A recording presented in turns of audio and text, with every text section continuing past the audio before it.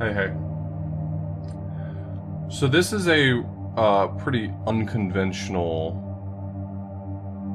type of puzzle game, and I kind of held on to it because I don't play a lot of games off stream. I just don't have the focus for it for the most part. And this one's going to be a really unique one. The whole game is just this book. That's it. This is the whole game. It's just this book right here.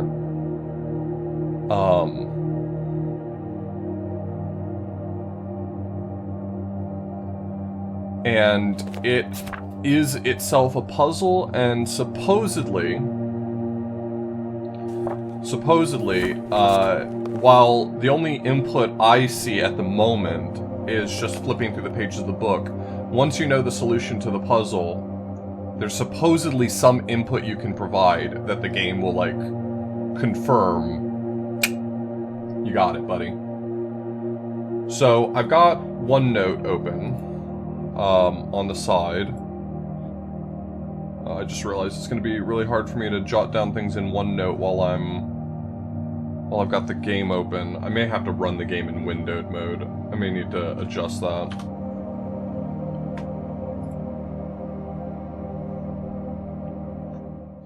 Let me restart the game in windowed mode and see if that'll be a little bit better for me.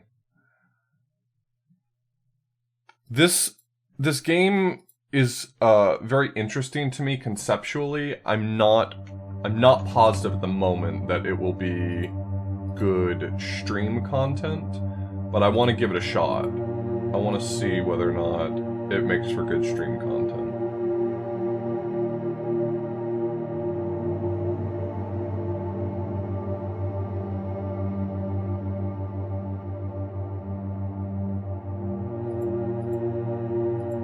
I'm also not sure that OneNote's going to be the best tool for me here. But we'll see. Alright. So I'm going to read a little bit of this. God, I wish it were... If I got Microsoft money out of this, that'd be sick as hell. Alright. Alchemia, or the study of elements and their transformations. Authored by natural philosopher and revered Benedictine brother Basil Valentine, containing sacred knowledge of the creation of the philosopher's stone and the secret arcanums of nature, dedicated to His Royal Majesty King Rudolph II. I'm not going to pronounce Latin, I'm going to mess it up. Cognitionis est donum Dei. I'm probably going to have to run some of these through a translator just to understand the Latin. I mean, obviously, just through basic cognates, I'm going to be able to understand some of the Latin stuff, but I just want to make sure that I know what I'm seeing. This is absolutely a game you could just play probably through screenshots of the book. And the year listed here is what? That's 15, 16... 1688.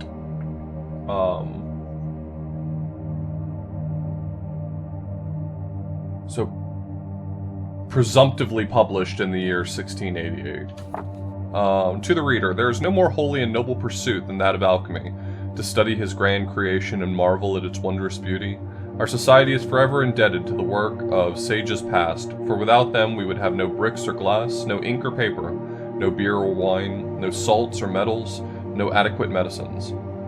The goal of all good and holy alchemists should be to aid the poor through chrysopia, and heal the sick through chemiatria. I don't know that term, chrysopia, though chemiatria is almost certainly chemistry. However, some would seek to use this great knowledge for their own wicked means. To that end, I write my instructions as plainly as I dare, to illuminate for the adept how to make a fool of the unjust. BV. And BV is definitely Basil Valentine, the presumed author of this book.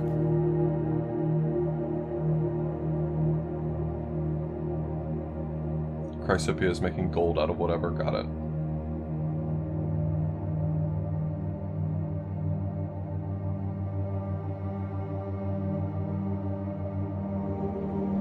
Alright, so I'm going to start looking a few things up. Let me pull up a tab with... Does Google Translate have even halfway decent Latin translations? I imagine it does. I imagine it's fine. Librum... Apparit. The book opens the book? What, really? The book opens the book.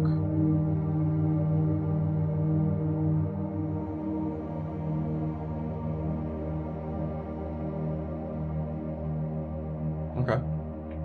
That's an interesting phrase. Ars longa. Art is long, life is brief.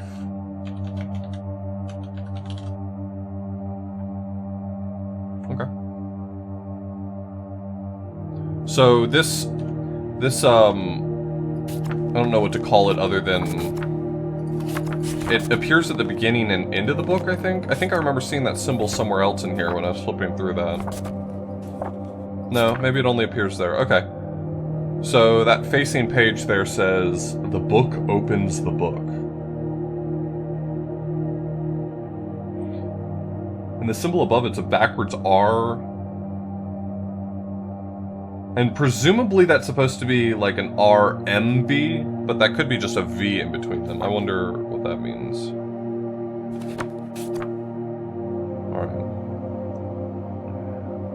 Abscondita est insigne.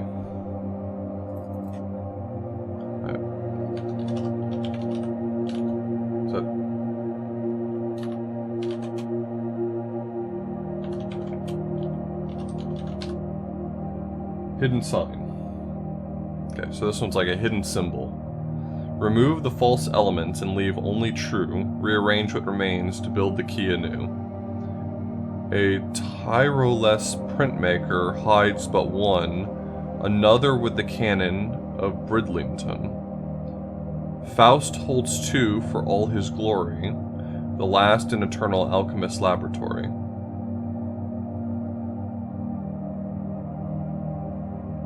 Interesting.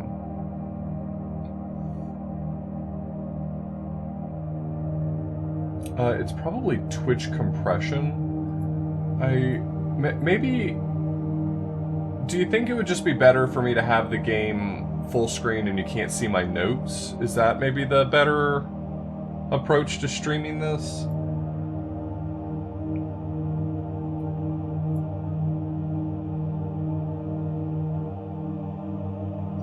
Okay. Let me see what I can do.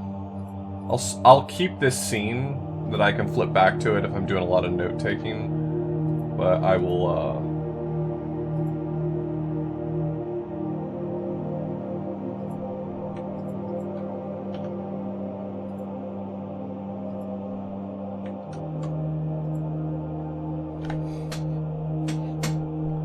Yeah, I could crop the book, yeah, that's true. There's really nothing, I mean, presumably there's no reason to care about, the stuff on the sides. Can I do that easily over here? Is that going to be a better solution for me?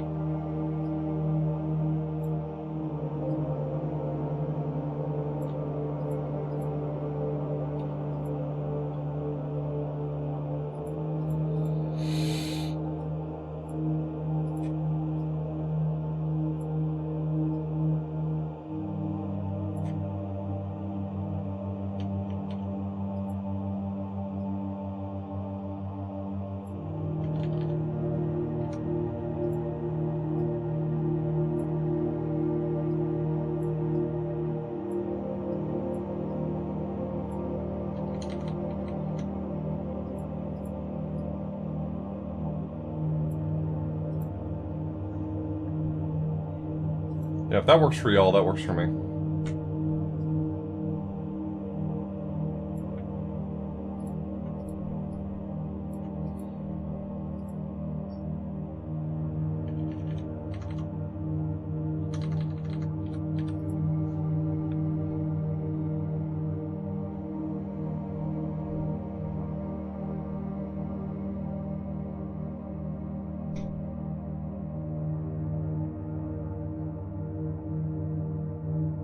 There's like a lot of terms I'm gonna have to look up.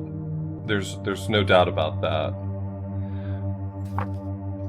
So, I don't have like a cursor that I can use to indicate on screen. Can I like add something that will allow me to use it as a cursor? What have I got in my list of already... What have I got in my list of images already on OBS that I can use as a pointer? Here, these glasses are a pointer for me. This sucks so much. The bottom and top of each of these blocks has a letter in it.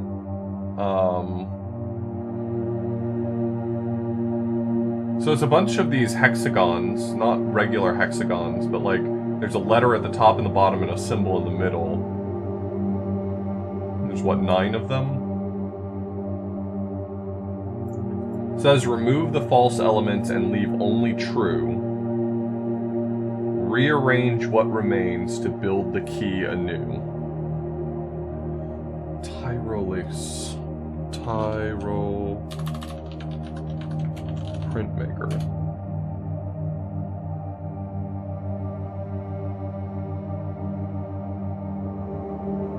Oh no, you fucking better not have Alchemia hints in here. I swear to God.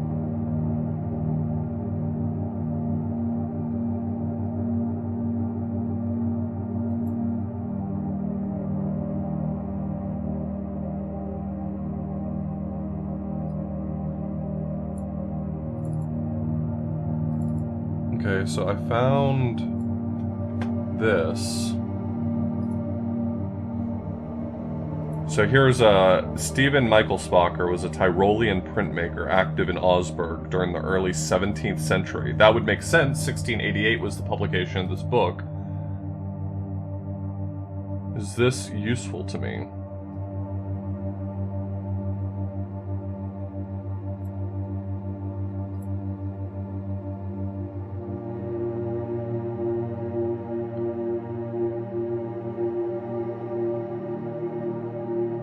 I don't know how to pronounce that term. Caduceus, the thing that... the scepter with the snakes around it. It's, Asclepius, a symbol. I'm trying to see if there's anything in here that's obvious. That it relates to this book.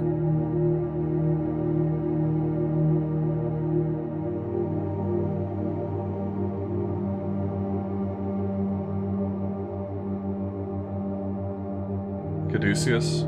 Okay. Now I got it. I've never really considered that word enough to figure out how to pronounce it.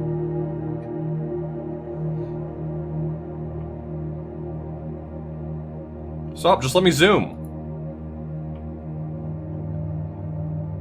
The top of the staff has this little symbol on it, which I guess is a little bit like the one in the bottom right of the book. Bottom right symbol? I guess that's probably not it, though. Any of these other symbols something? These are like letters. This letter symbol right here looks a lot like the one that's in the very center.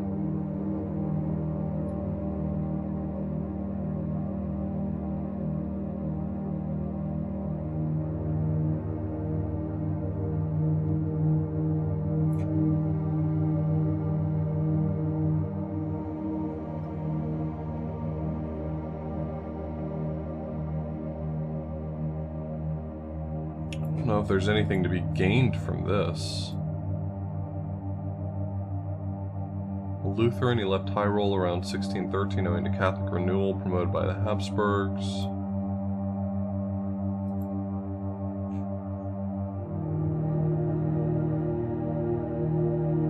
There's that symbol again right here.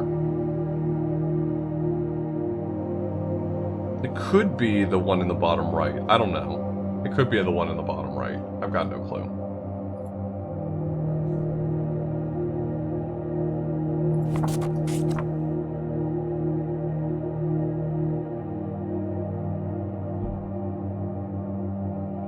These also have astrological symbols at the bottom of each page. So this one's what? Mars. The next one's Venus. Isn't that the symbol for the moon? What the fuck? I don't know my astrological symbols.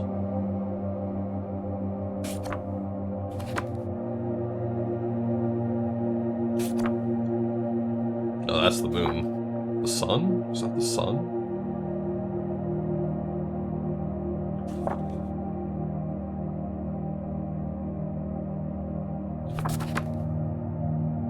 Lingua mater? No mother tongue?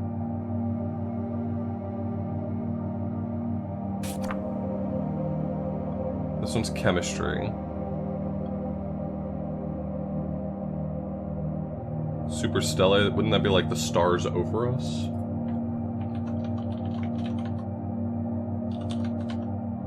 Above the stars. Above the stars, okay.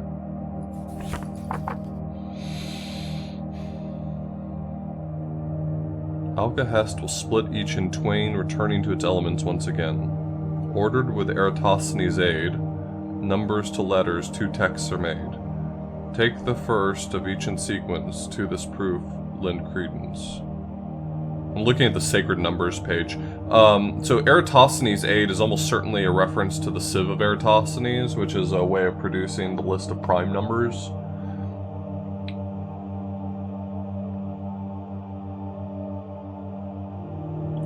So I assume I'm supposed to take each of these numerically and... I don't want so I guess I should touch on what I mean by I'm accepting some light backseating. I don't want you all to race me to the solutions to puzzles, but if I'm talking through a solution and I'm stumped by something, I'm okay with like little things here and there. But I don't want to like flip to a page and someone look at something and say, oh, I figured it out, here's the solution, because that would suck. Alcahest will split each in twain. What is Alcahest?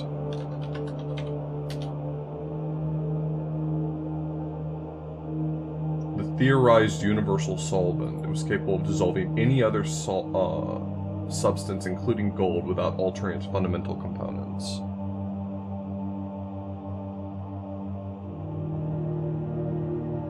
Hey, Amber.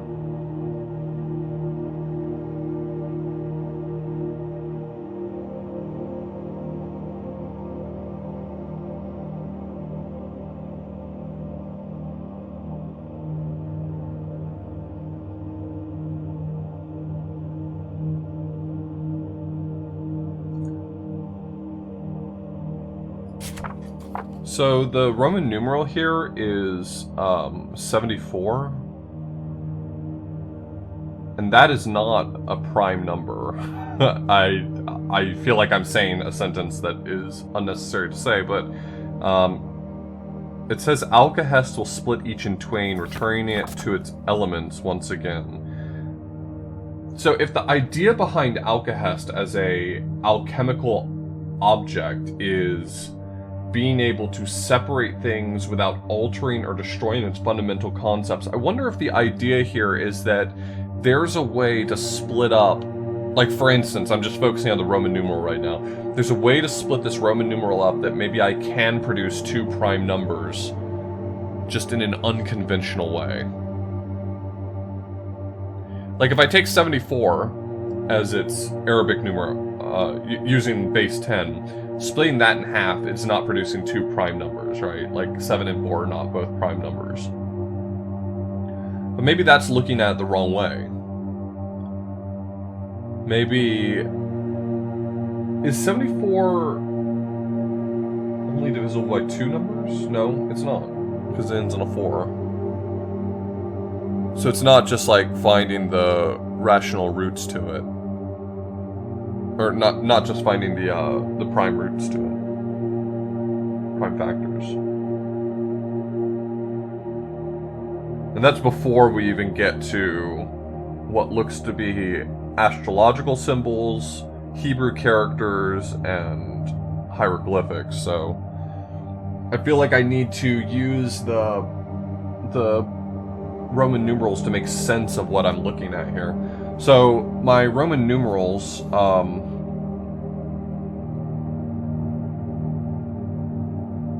that's 74. What would this be then? So let me look up astrological symbols.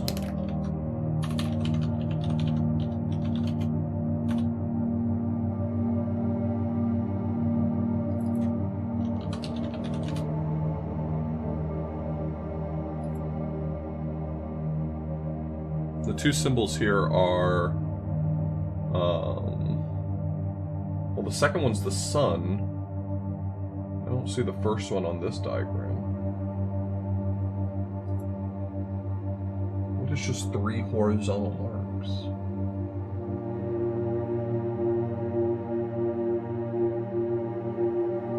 Is that not actually an astrological symbol?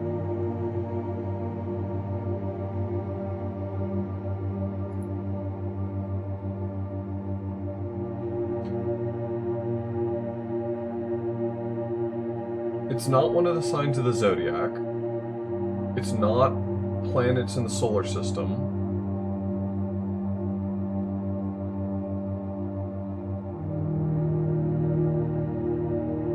Do you think it's more of a tarot symbol? Is that what you're saying?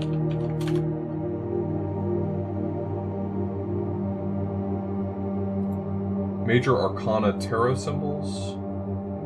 I don't see just like 3 horizontal lines there either. I see the sun there. The Hierophant has 3 horizontal lines on it, but it usually has a line through the middle, it looks like.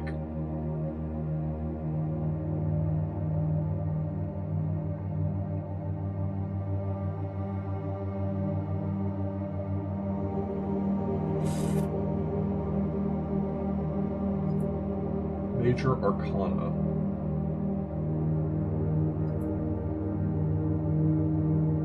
Without a doubt, that is supposed to be the sun. Thoth Tarot? I didn't know there was... I'm sorry, I didn't know that term. Thoth Tarot. Just based on pictures, it's kind of hard to line up these symbols.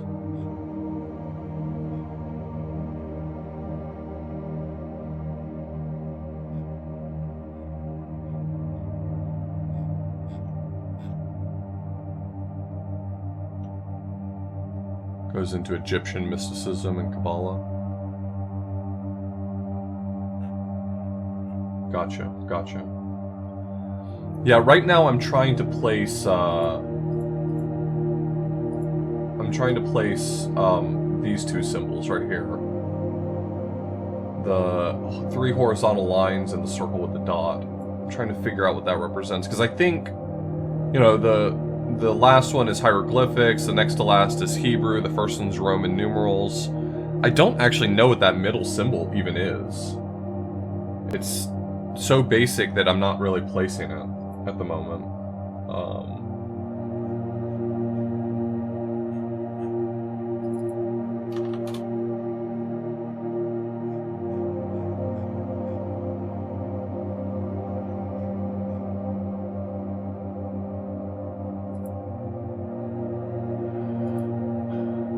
Around at photos, so I'm not sure I'm seeing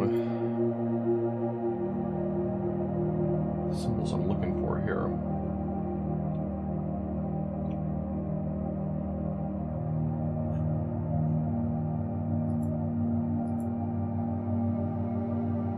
When I Google Thoth Tarot, I'm getting pictures of beautifully decorated cards, but I really kind of just want to boil down the simple symbols inside.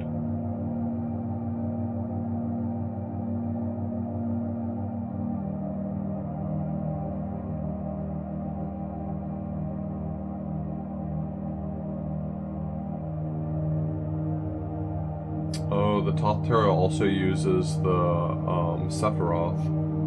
At least, I'm seeing a bunch of diagrams of the Sephiroth with extra information implanted into it.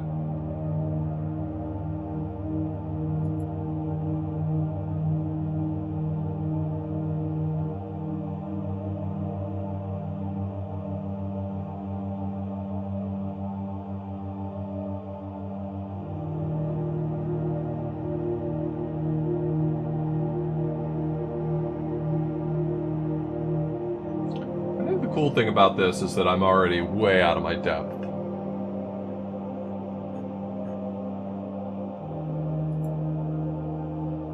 I mean, the second one's definitely a sun symbol. I mean...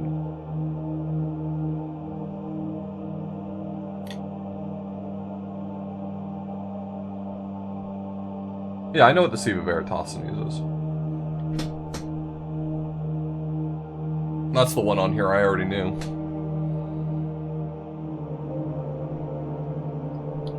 Presumptively, the book was published in 1688. There's a marker in the front of the book that says 1688.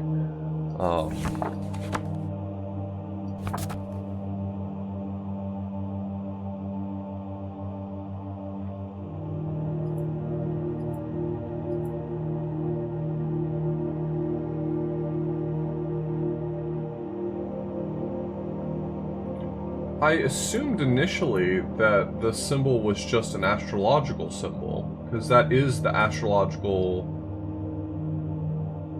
symbol for the sun. Do I know what the one with the Pac-Man is? Oh, the hieroglyphic? I don't know any of the hieroglyphics offhand.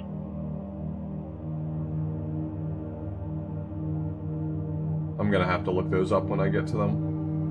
I'm going to move past this one for a moment and come back to it. So the next one is Hebrew symbols.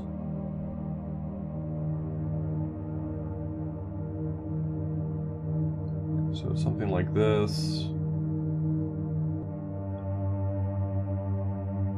So, is it Hebrew numbers?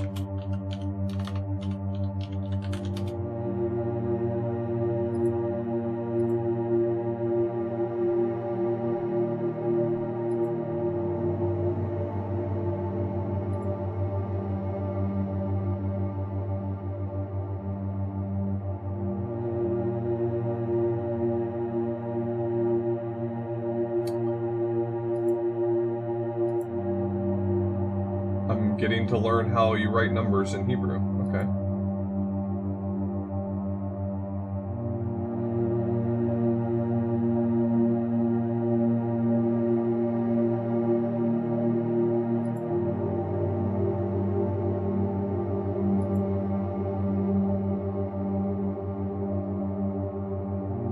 Yeah, you can say something about the 3 lines there.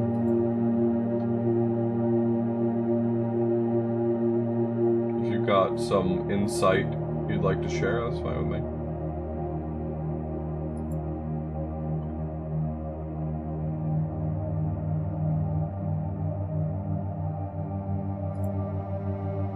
Yeah, I didn't go to Hebrew school, so I missed out on learning how to count in Hebrew. The second number looks like a 5. The first one's maybe 60, like 65. Am I maybe misreading that? I'm probably way misreading that. So that would be a congruency symbol if that were a mathematical symbol. But I'm not convinced that it's a mixed medium like that.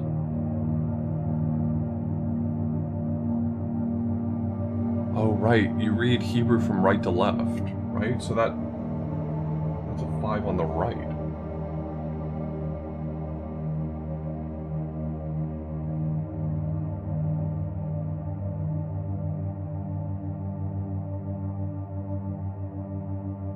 Can I clarify what I'm okay for backseating? Like, if I'm obviously working on a puzzle and I'm stumped by that puzzle, I'm okay with, like, you know, little things here and there. I don't want people to, like, stare at the page at things I'm not working on and race ahead of me. Like, imagine, like, when you're doing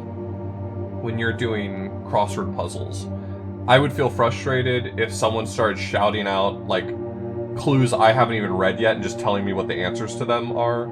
But if I'm working on a clue, and you tell me, oh yeah, I think that has something to do with this, or I have some insight into that, that's fine.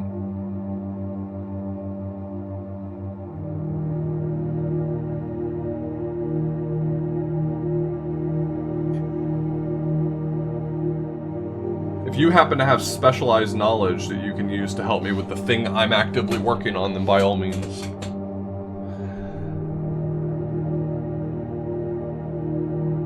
So like in your case, if you know how to read that number, if you know what that number is, I would, in order of preference, like to, one, be told how to read the number, and less preferred, but also welcomed, would be what the number is.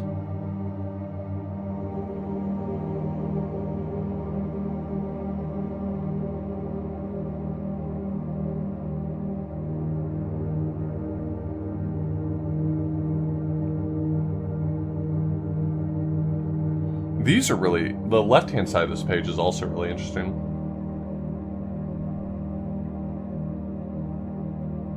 I assume it's read right to left, but I'm looking up Hebrew number systems, and I gotta tell you, it's not landing for me really well.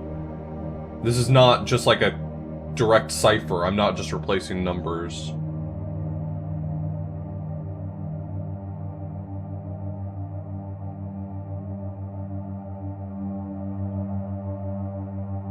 I feel the same way about a few characters in Japanese, like the symbol for Su and the one that looks exactly like the symbol for Tsu, and then there's another one that looks exactly like the symbol for Tsu.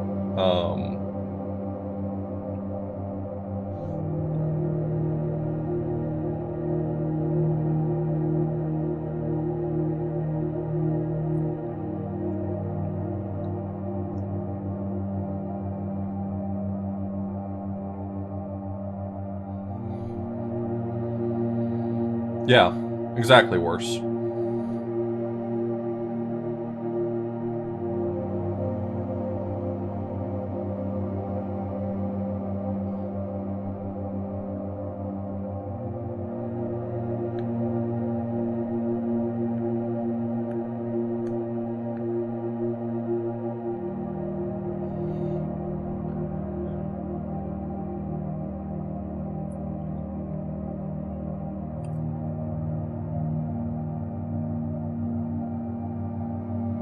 So is that number 55, Jeff?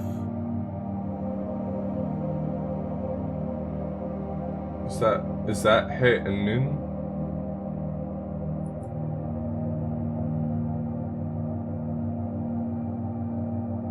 Because like I'm trying to reference it against diagrams. I definitely recognize that the right one is 5.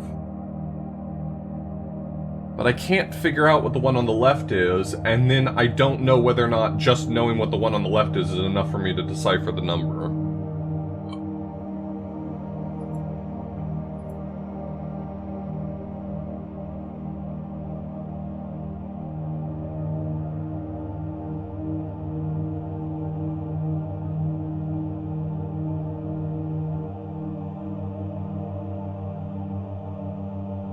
So what does it mean when Nun is the second one?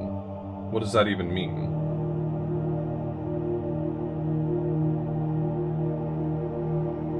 So that means it's 55?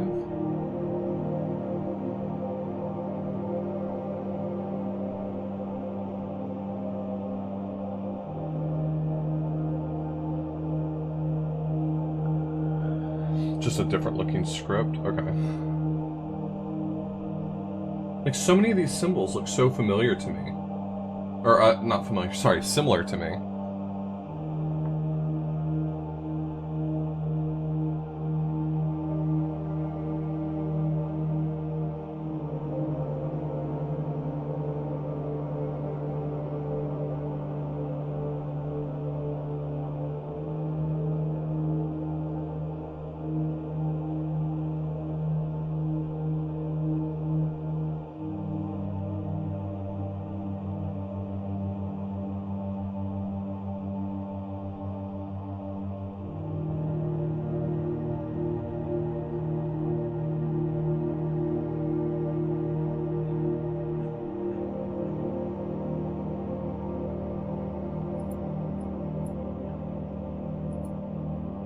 My notes.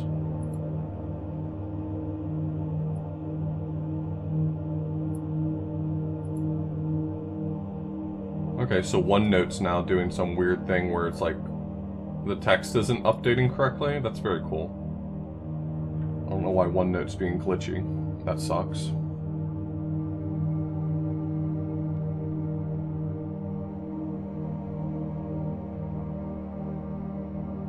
I mean, that is made up of 2 prime factors. 74 is not, though, right? 74 is 37 and 2. Wait, 37 is prime. Wait, so this can be prime factorized. This is 37 and 2. This is 5 and 11.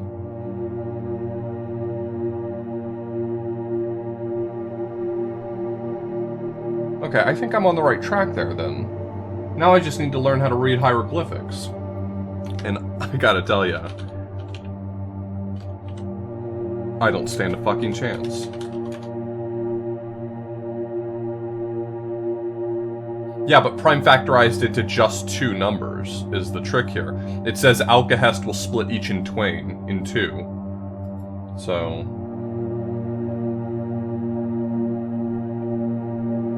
so the first symbol in this one, the piranha plant, is the number 1000.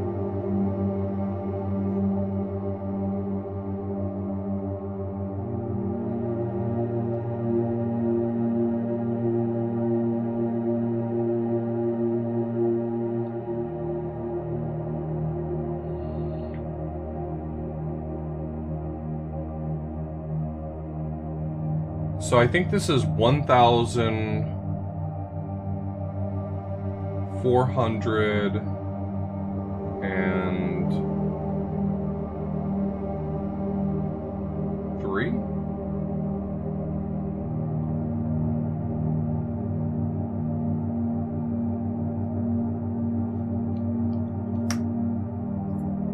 What is the prime factorization of that?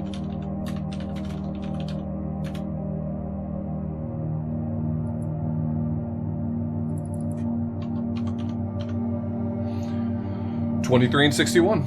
Also split in twain. 23 and 61. So this has to be a number system I'm not understanding then. What language would use that as a number system? Is that middle one, like... I don't know what that middle one is. I'm not prepared for that. I'm not walking into that rat's nest.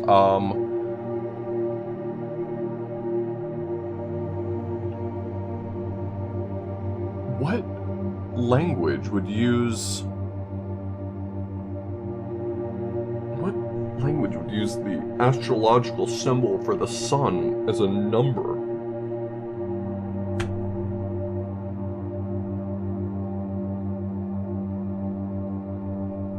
Maybe I'm so focused on it looking like the astrological symbol for the sun, and I shouldn't.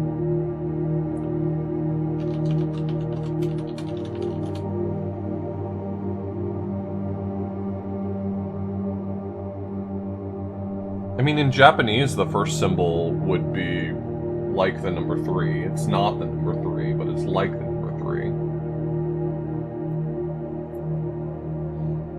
Maybe go further back, like Sumerian number system.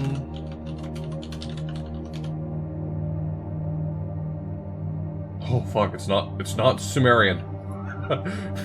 Oops. I took a wrong turn.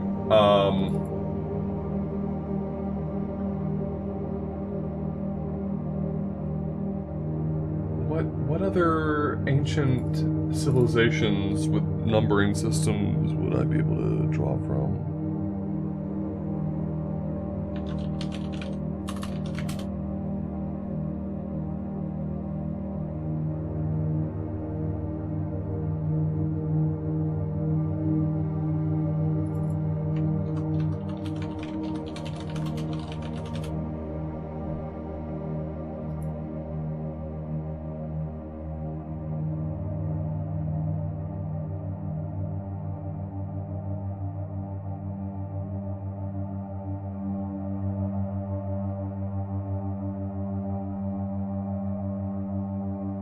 Wait, couldn't that second one be Japanese? It's possible, right? It could be 30, right? 3 and 0? That's probably not how you write 30 in Japanese, but, like... What's this language? I just found the middle one. What is this number system?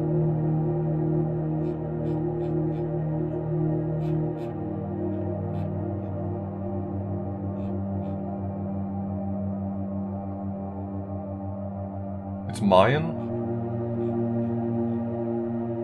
Yeah, Mayan numbers. It's the number 6 in Mayan.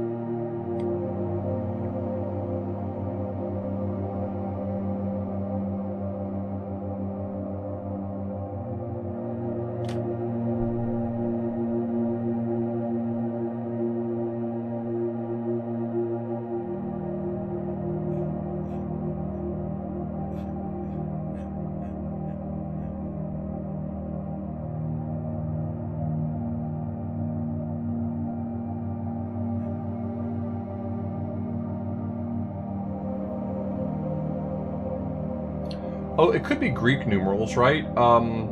Because the 3 horizontal lines, isn't that like the letter Xi in Greek?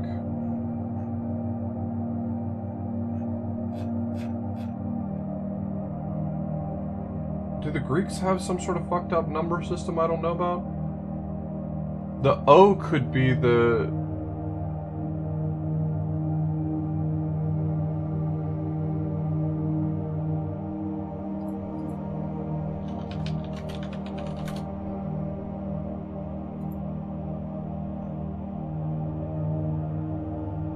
Yeah, 3 horizontal lines is the letter Xi in Greek, but I don't think it's that either.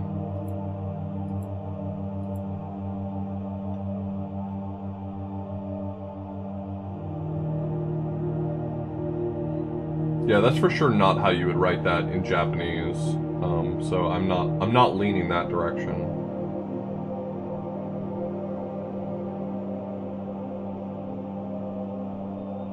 I'm seeing something about Sumerian numerals that might be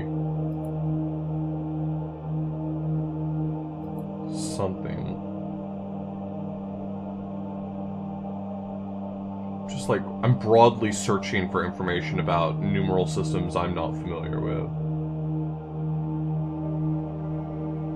It doesn't look like it's Egyptian hieratic.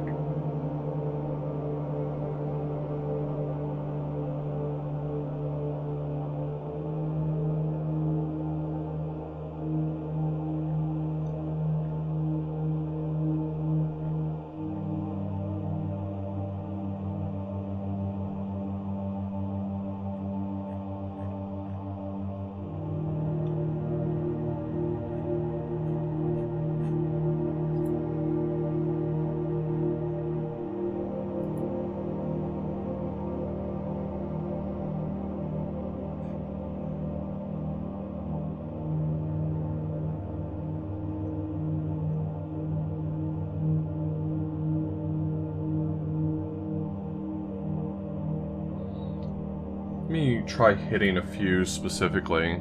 Maybe Aztec numerals? Is that a thing?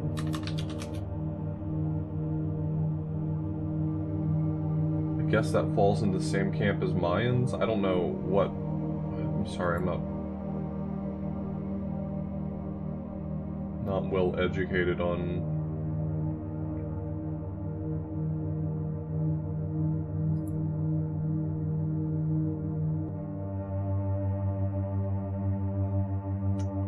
I'm looking around at number systems, and I'm just not seeing anything that's different, that's leading me in the right direction. Yeah, I haven't gotten there yet. I will. The 1403 doesn't help me either yet with numbers to letters, because one of its prime factors is the letter 61, so that's going to be another issue for me down the pipeline.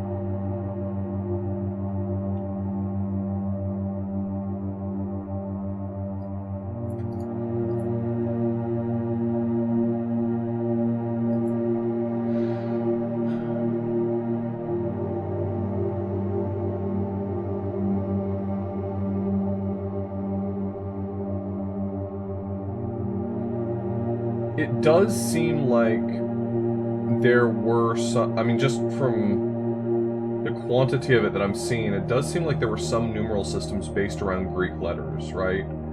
So if you assume that the 3 horizontal lines is xi, that would be the number 60. And if you assume that the circle with the dot in it, it's maybe theta, but that's a pretty shitty theta, buddy. Buddy, if that's theta, you need to work on your theta. But that would be 69. That's 23 and 3. I mean, that is something.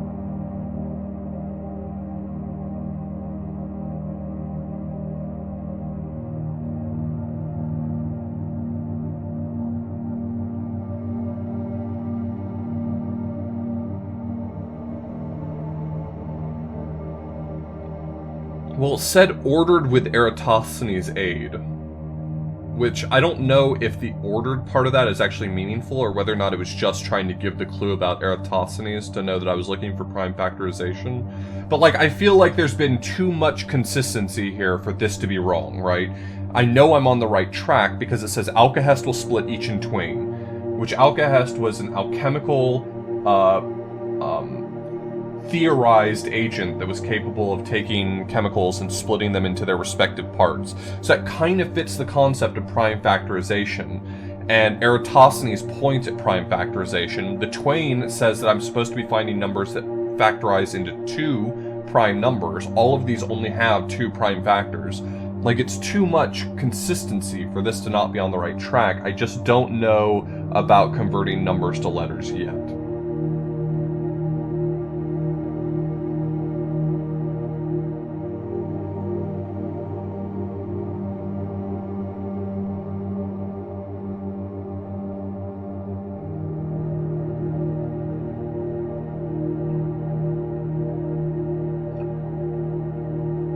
Supposedly, once you find the end of the puzzle, you know it. From what I've been told, from what I understand, once you solve this puzzle, there is some input you can provide to the game, and the game will say, yes, you got it.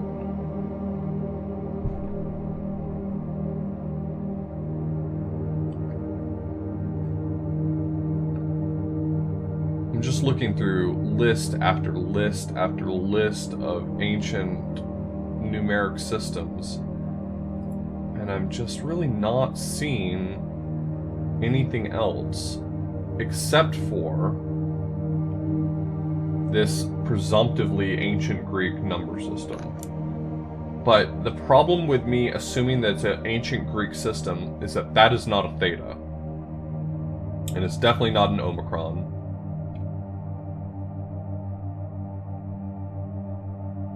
It's none of the things it needs to be in order for this to make sense.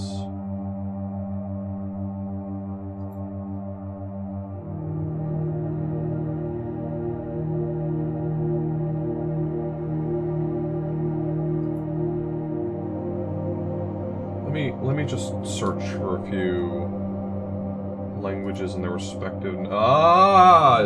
Mycenaean? Mycenaean.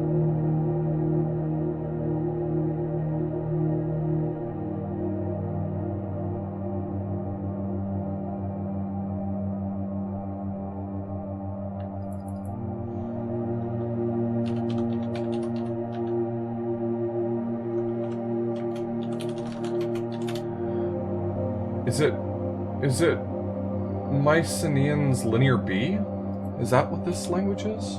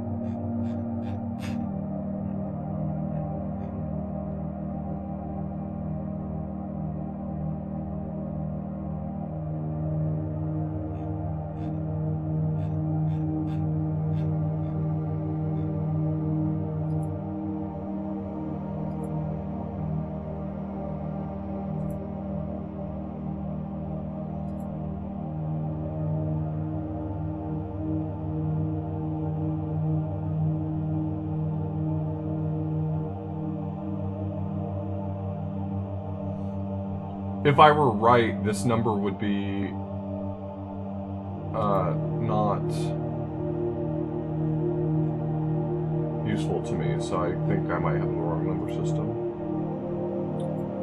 Can you believe it? Can you believe I might get it wrong? I couldn't.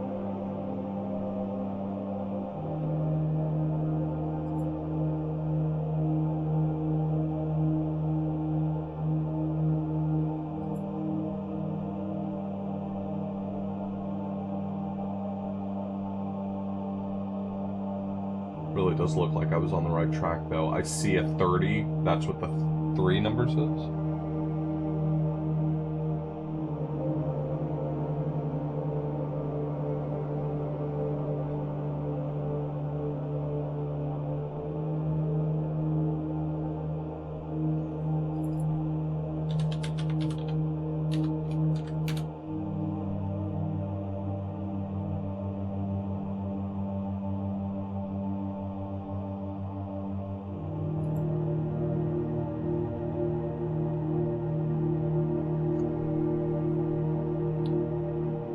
Chilled Veins says Brahmi. I mean, I see a 3 in there, but I don't see that circle with a dot in it symbol.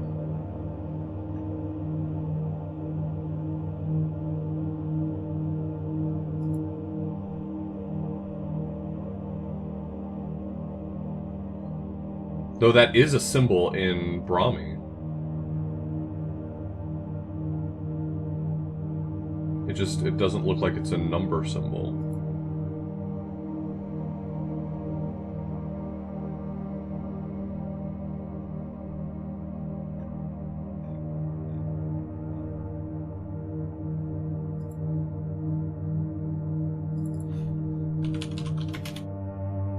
Is it Hindu?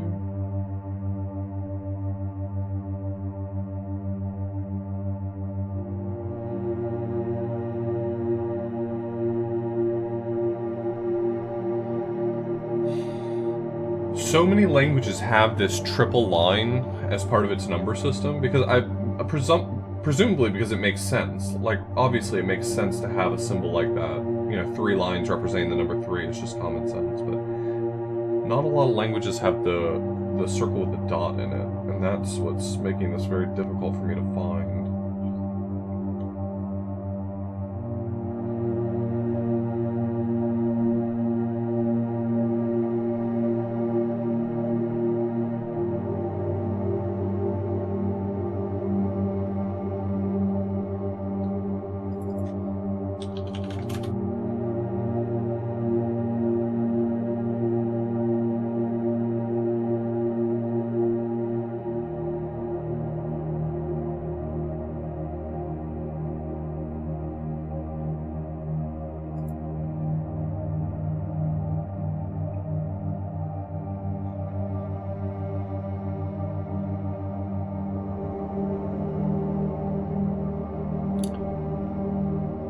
Yeah, I've gone through a bunch of number systems here, and I don't feel like I'm much closer.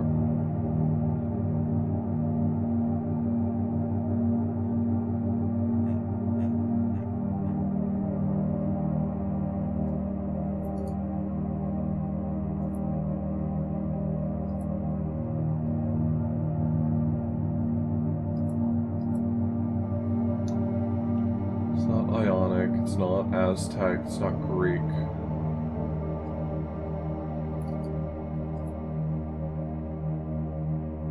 Chinese and Japanese are possibly out of consideration. I don't really know enough about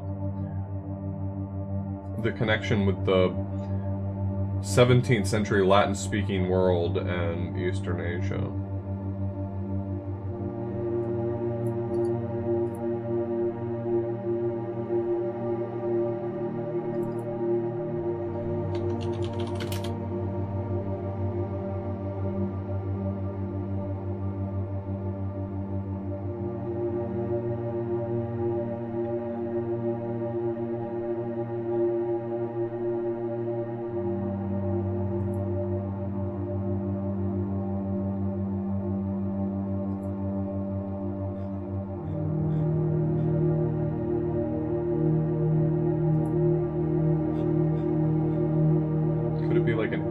Arabic numeral. Like, I mean, I know we use Arabic numerals now, but...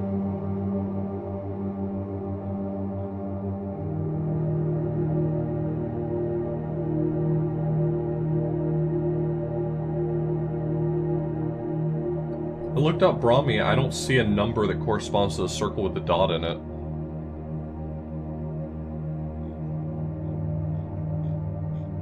I'm not discounting it, I looked at tables of numbers in that script and I couldn't find the symbol.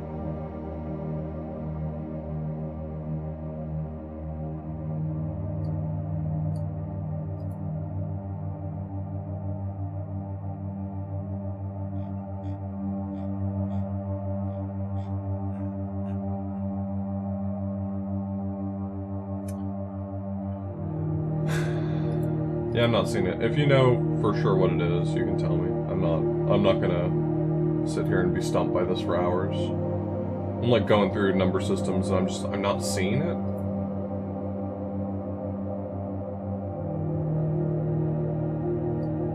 it. It is an ancient way of writing theta? So it would be 69 then. That would be xi theta.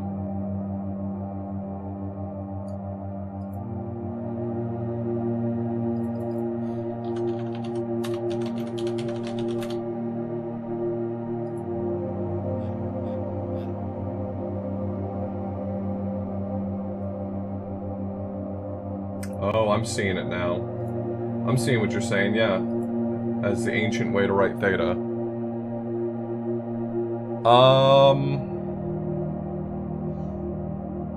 Alright, fine.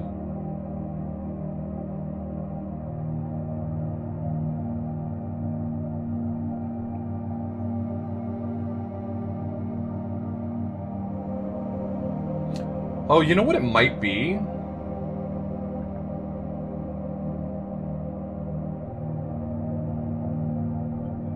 Look at it, there's like a chain going on here. The 2 connects to the 2. The 3 connects to the 3. The 23 and the 23... It doesn't quite go the whole way, does it? But it feels so close, right? It feels like there's so much consistency.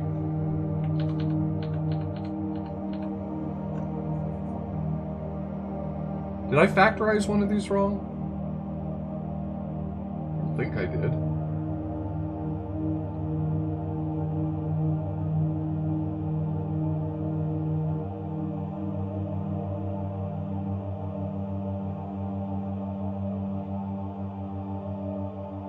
Yeah, but I mean, it's some large primes too. 23 appears twice.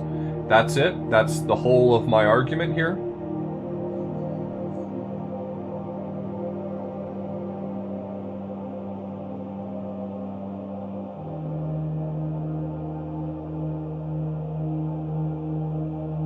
Take the first of each in sequence. So if I went straight down the list, the first of each in sequence would be, what, 2, 3, 2, 5, 23.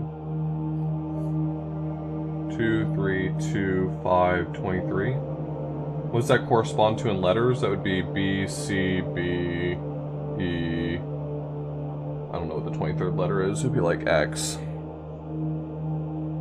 Nope, it's W. I just had to think for like 2 seconds.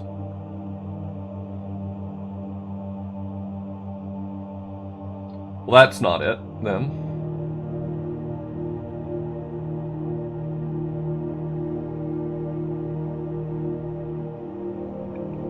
Ordered with Eratosthenes' aid seems to suggest to me that I'm looking for the smaller of the 2 prime factors for each one.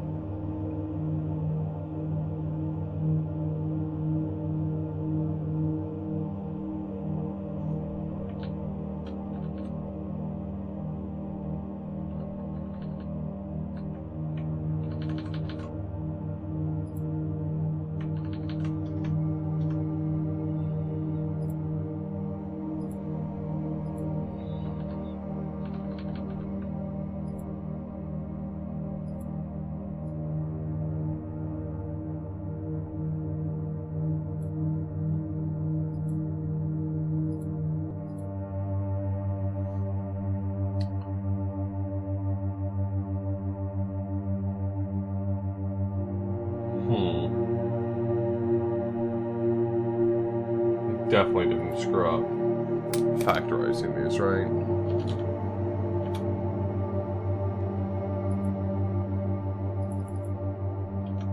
$74, assuming I read that right.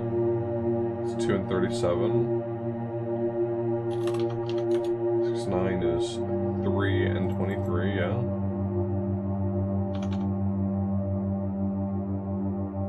5, 1403.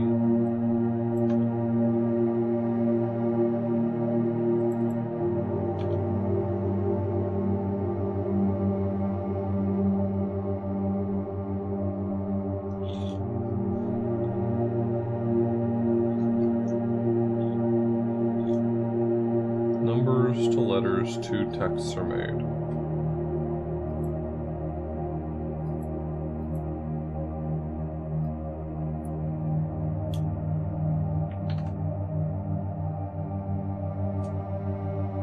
God, OneNote's glitchy. Why would anyone use this program?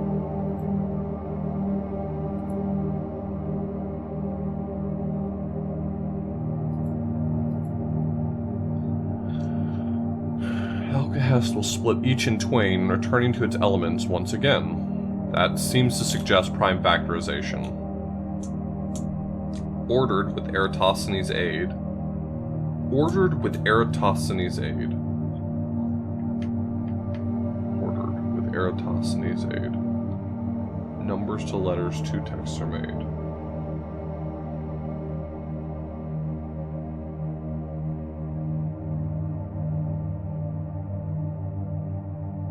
Ordered with Eratosthenes' aid. Numbers to letters, 2 texts are made.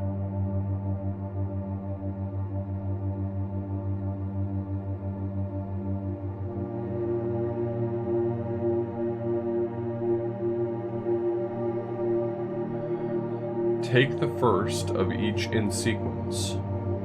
To this proof lend credence.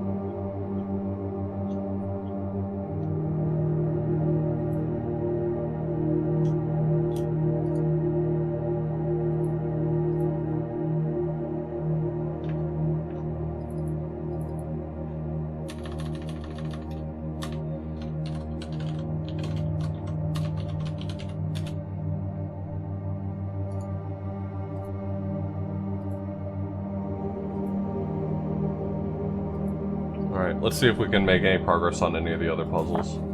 Let's take a look around. Group by appearance or magnitude revealed. If more than pyrite you wish to yield. When with clarity you hope to see, seek the aid of Bartlett's key. Repealer of the mind's royal act. Only he can bring the unseen letters back.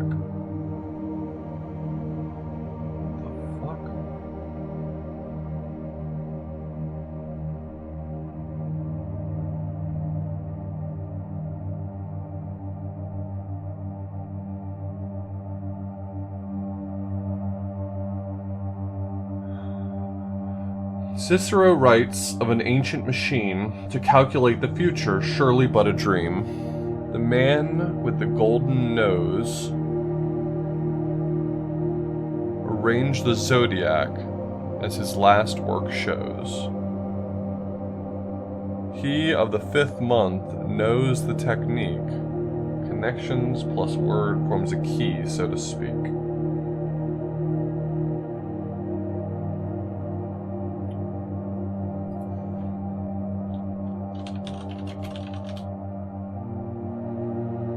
Tycho Brahe was the one who had a golden nose.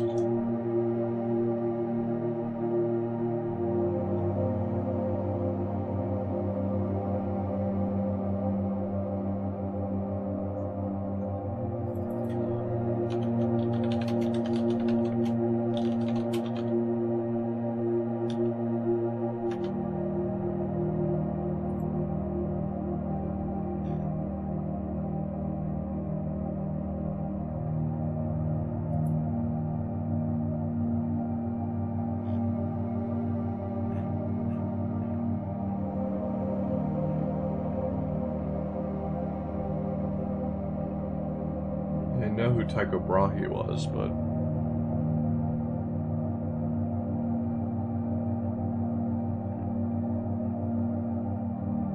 Though my only real familiarity with Tycho Brahe is Carl Sagan's book, The Cosmos.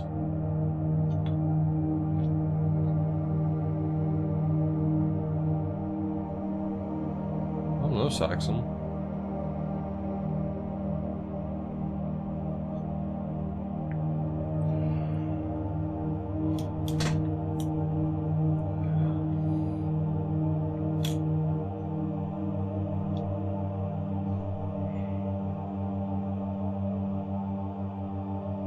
A real stumper, I'll tell you what.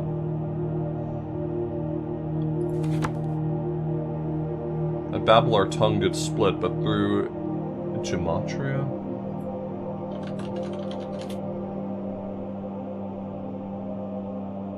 Okay, so that's Hebrew numbers becoming letters?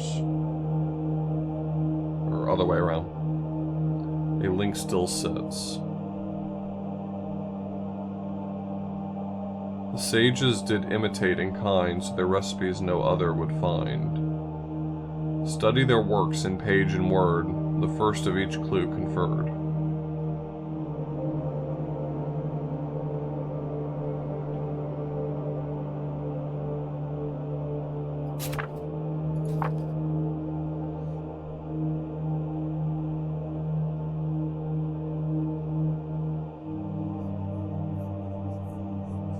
Interesting.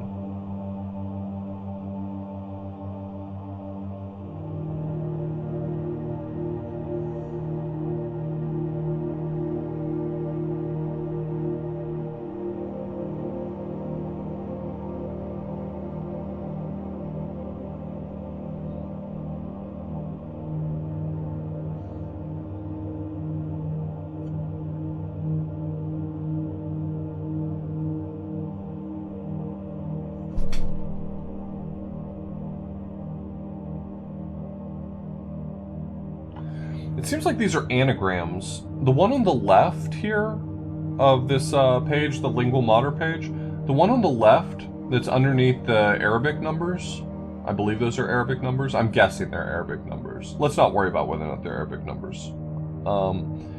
But it looks like the word vinegar. I'm not making sense of some of these letters, but when I rearrange them, it does seem like I'm getting vinegar.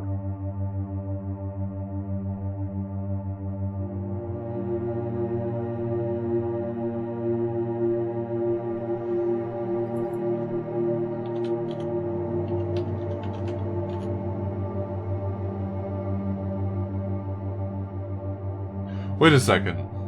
Is that the letters for Vignere? For like the Vignere cipher?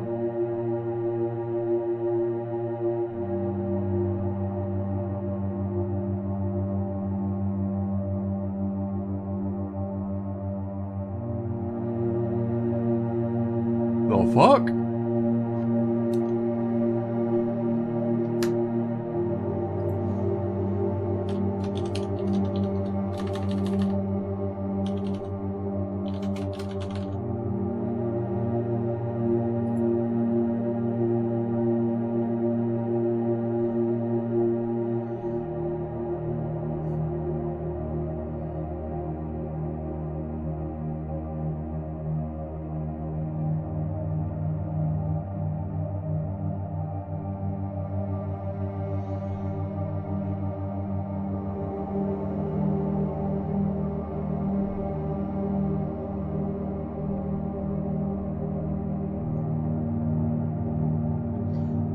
Is porta a word?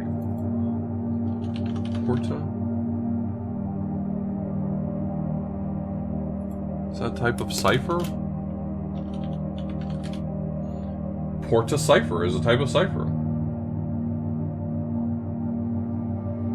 These are all just the names of ciphers.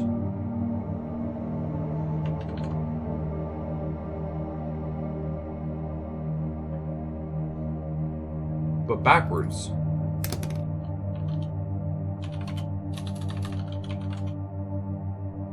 Trithemius cipher? Trithemius cipher is a cipher of Greek origin.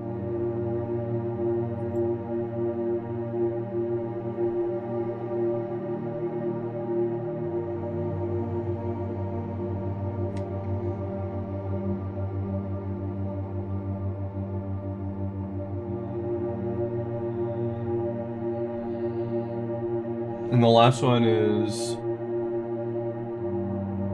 Selinus? I've never heard of that one. I've never heard of most of these. What am I talking about?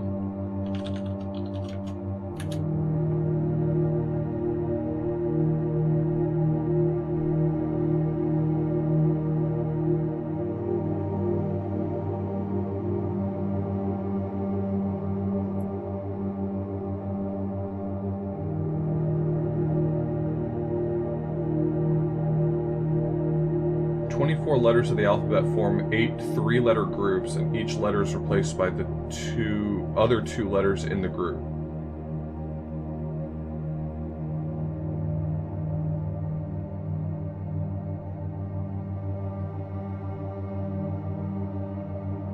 Oh, that's wild. Fascinating and wild.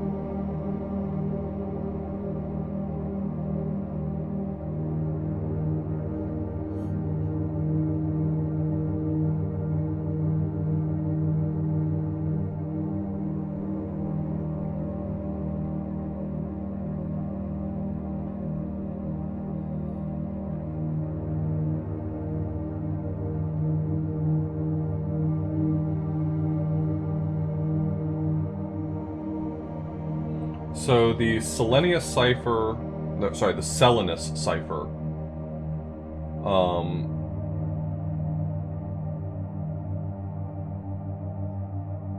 is all about coming up with a, oh god,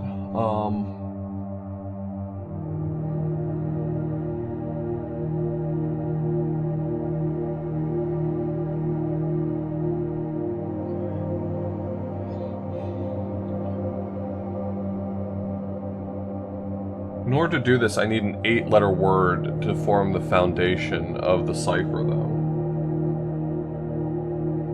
That seems to be the nature of the cipher, is that you have an 8-letter word that's the basis of the cipher.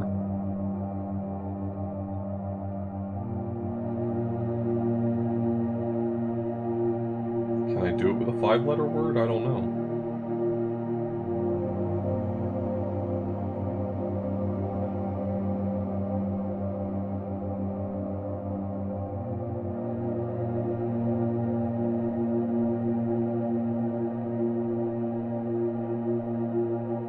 Huh. Okay. Well, that's interesting.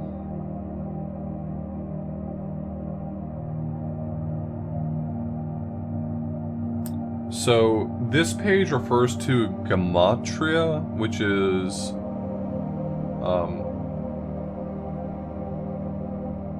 it's a scheme where you replace letters with numbers, I think.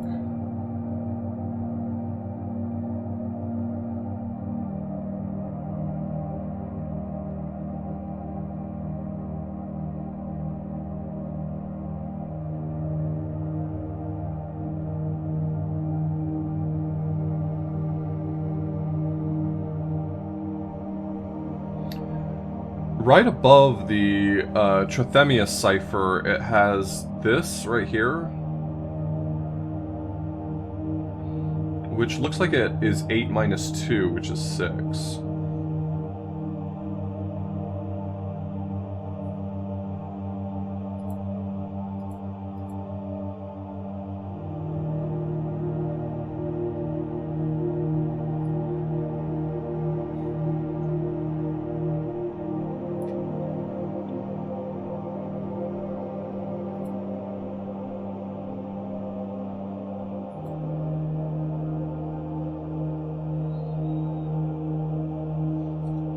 More Hebrew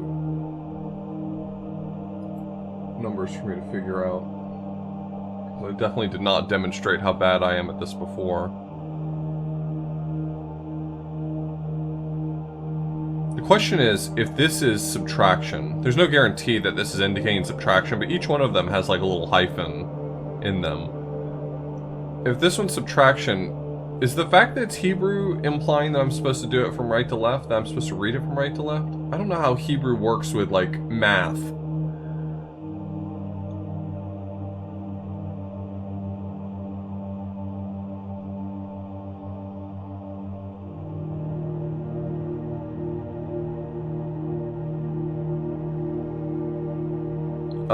I mean, it looks kind of like a hyphen in there.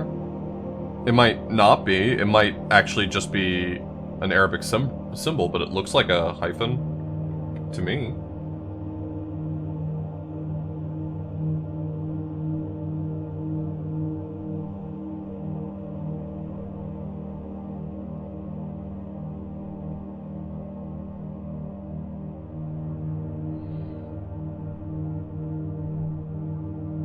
The top row at the top of the wheel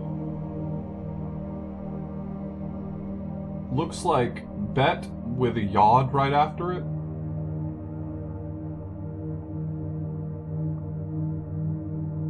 So that's maybe 12.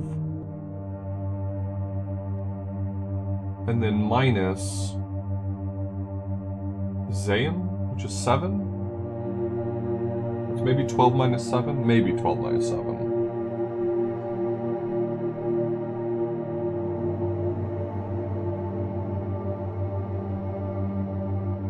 And then underneath it, I'm seeing a hey, a 5, minus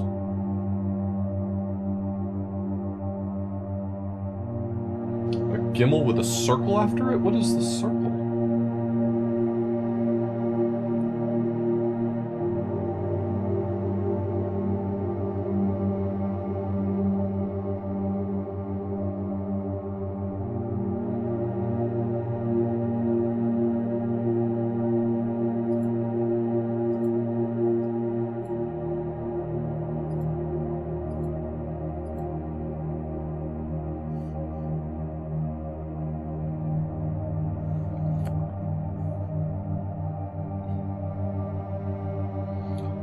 And the bottom one is a Selena cipher, and it just has letters. So I'm thinking...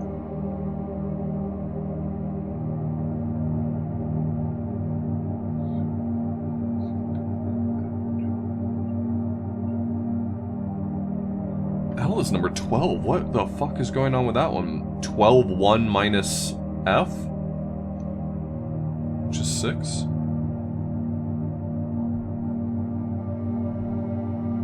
And what do these numbers even represent? It's not obvious to me. Because the rest of the wheel around is just the alphabet. It's just the English alphabet. That's it. It doesn't seem like there's any information encoded in that wheel.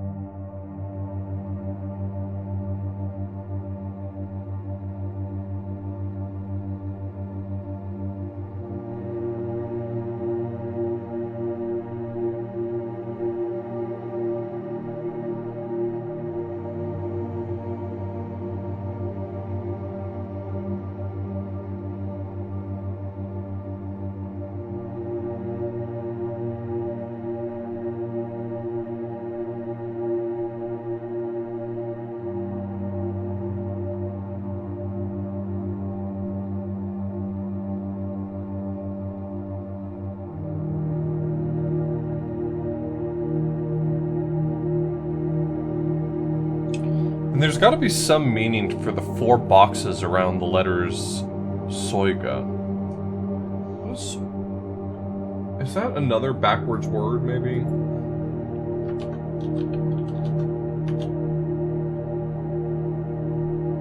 So there was a 16th century Latin treatise on magic called the Book of Soiga.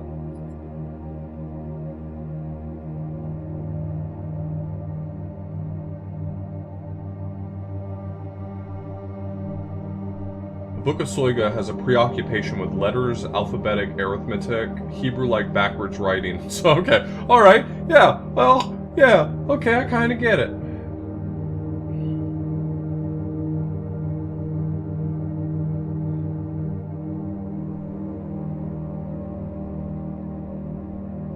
Soiga is Greek for holy backwards. It's agios backwards. No, the 2 pages are separate puzzles, most likely. Every page seems to have its own puzzle.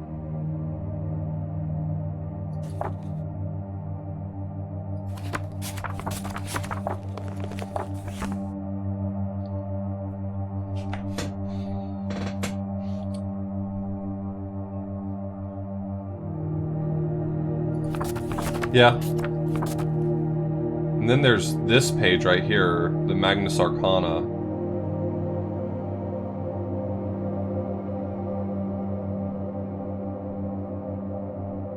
Which has just a fuck ton of symbols. I recognize some of these symbols in the Magnus Arcana. Wait, I was looking at something and saw those symbols earlier. Do I still have that open? Probably not.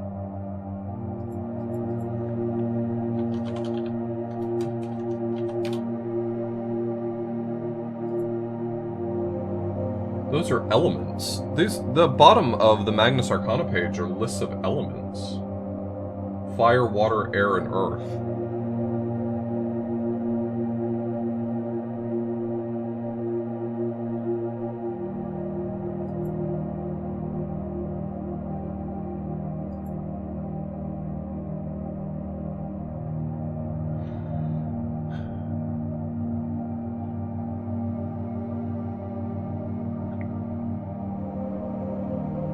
I think I'm going to need more information to solve the Magnus Arcana.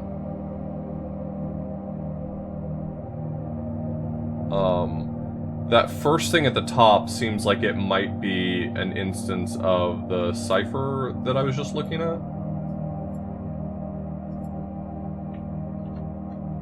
The Selenus cipher, where it's a question of what letter's missing from each group. No, because some of them are double letters. Ugh.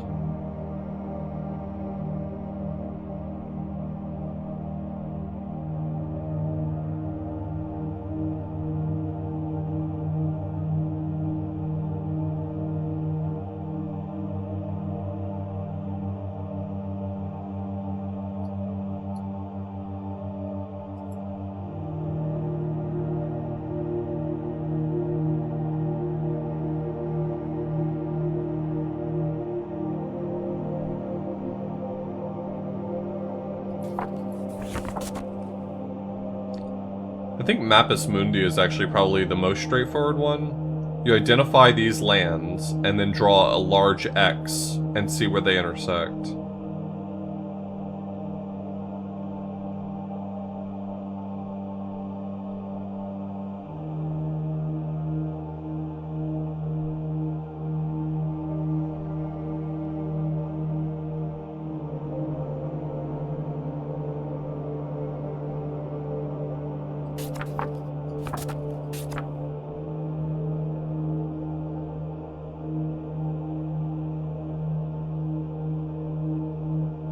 Oh, I see what's going on in this chemistry page. These are the 4 symbols. They are. The larger symbol on the left is air. The larger symbol on the right is earth. The symbol on the top is water, and the symbol on the bottom is fire.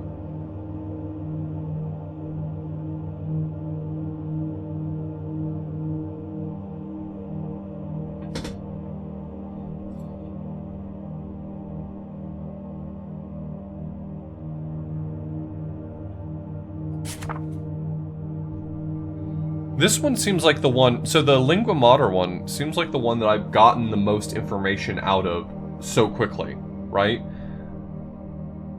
I recognized all the backwards words. I know what Soiga is.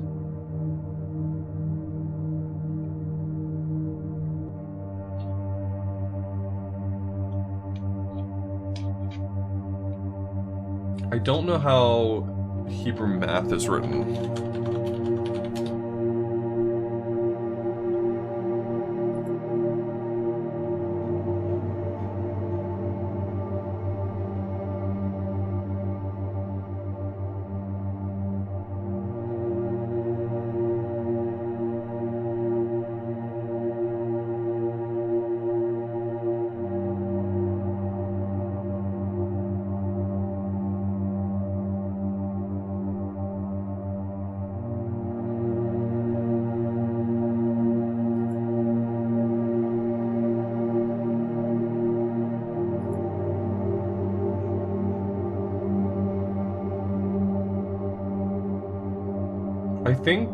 I think the top one is 12 minus 7. What I don't understand is the symbols I'm seeing below it. It looks like a he, which is 5, minus Gimel and then a circle, which I guess would be 0. I don't see a circle as a symbol in Hebrew.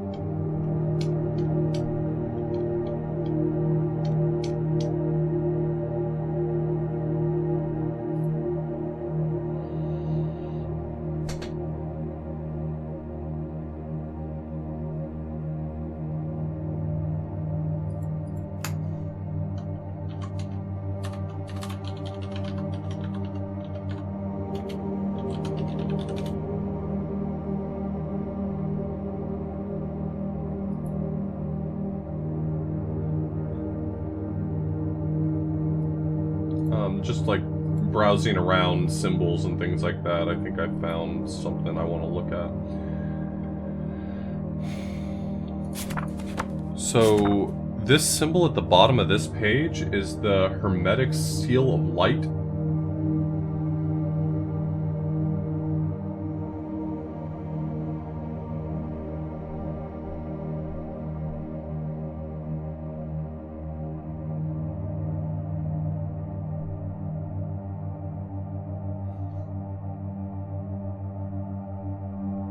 Yeah, that's relatively common in, it's a relatively common ligature in, older texts. It's not really an F, it's a long S. When an S appears in the middle of a word, it's written in that way typically. I think they're getting the ligature wrong though, because I think that only happens in the middle of words, and I've seen it a few times at the beginning of words, like Cross Sigmund's Alchemist here.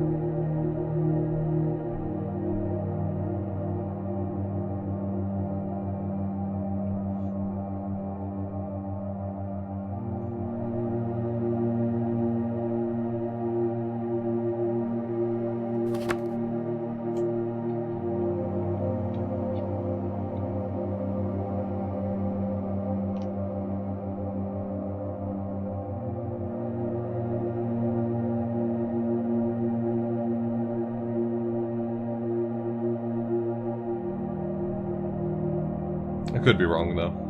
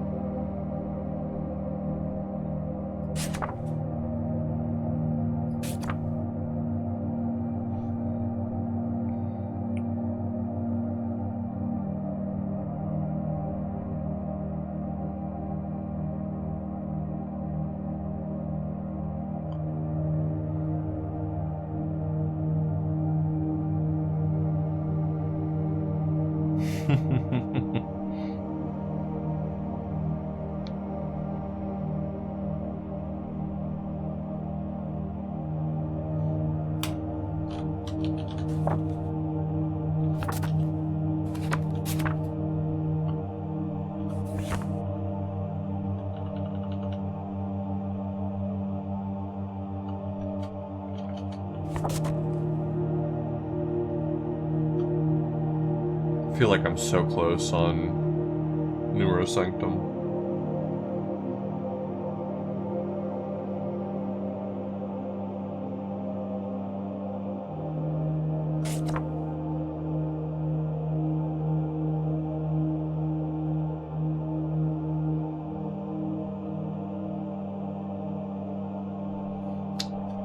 Let me look up a map of these places.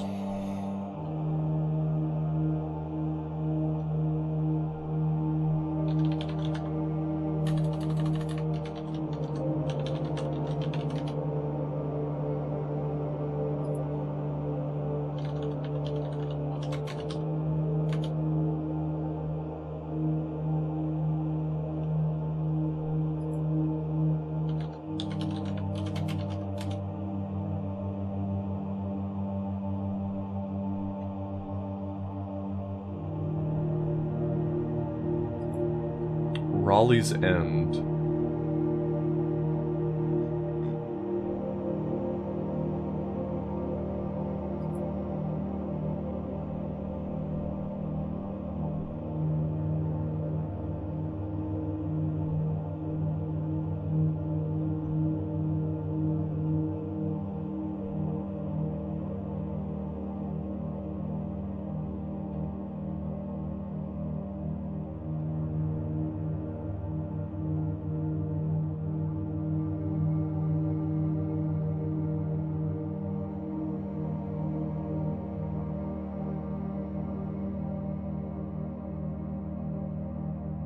I mean, are they referring to Walter Raleigh?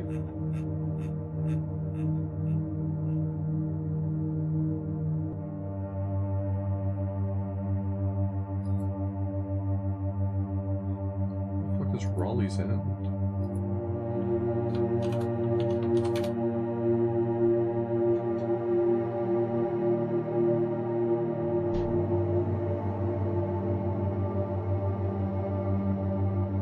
Is it somewhere in England?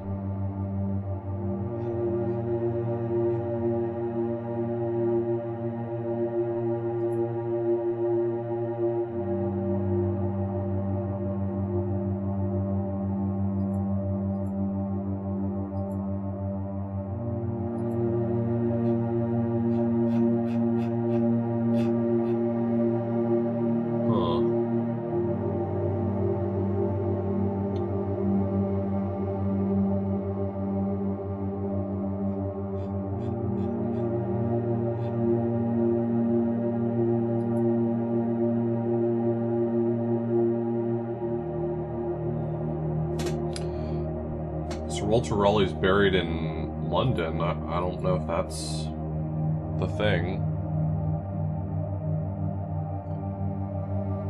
Might not be Sir Walter Raleigh.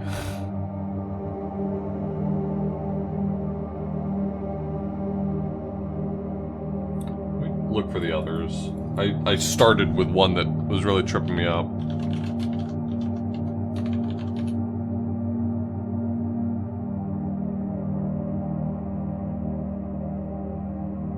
The Rock of Mercator is supposed to be located at the North Pole. What the fuck?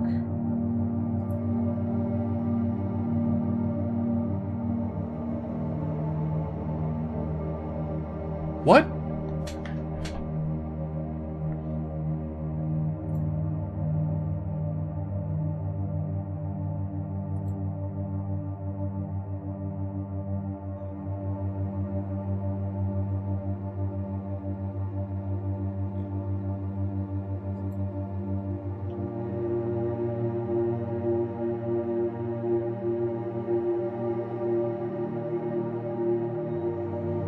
They desperately did not want to make this easy on me, huh?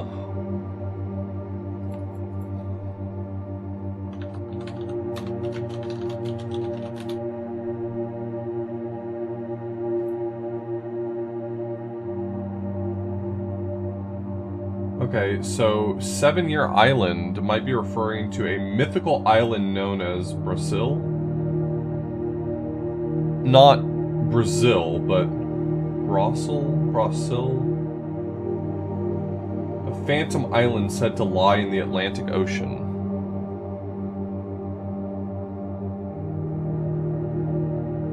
West of Ireland.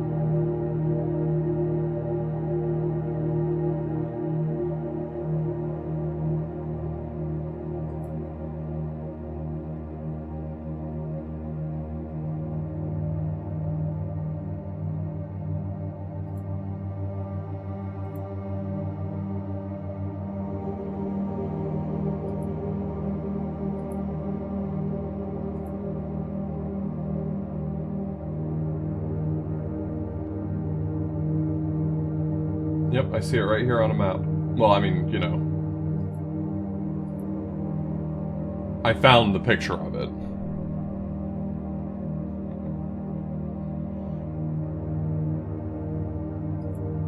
Okay, so I know what that one's talking about.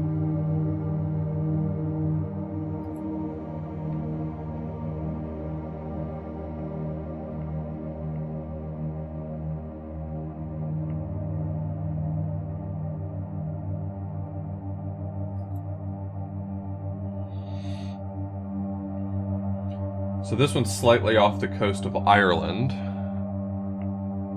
What's Kircher's Island?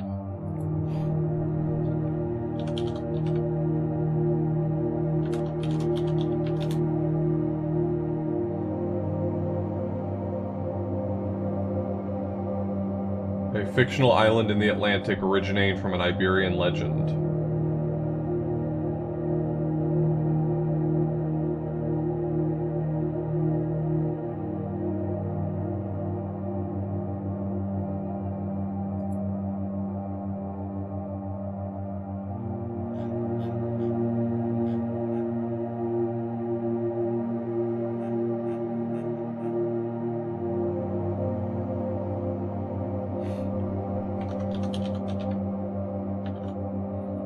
It's Atlantis.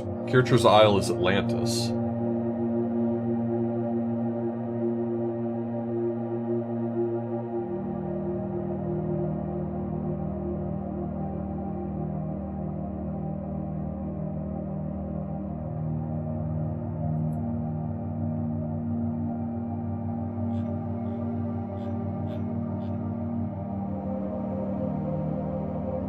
Yeah, it's a lot. There's a lot of puzzle in this puzzle.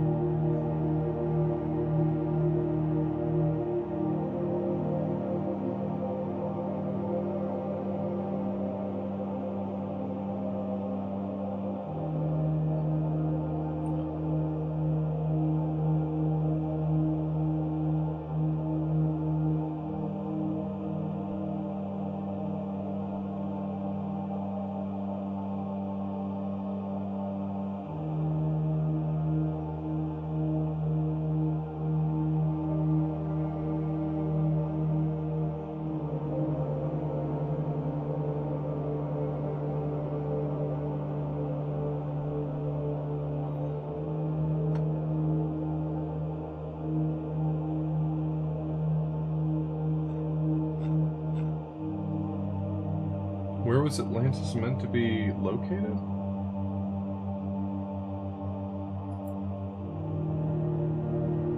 Atlantis seems to be located kind of broadly in the middle of the Atlantic Ocean. I don't think it ever occurred to me that that's where Atlantis was thought to be. It seems like that should be obvious to anyone on account of the everything, but that never clicked for me. Huh.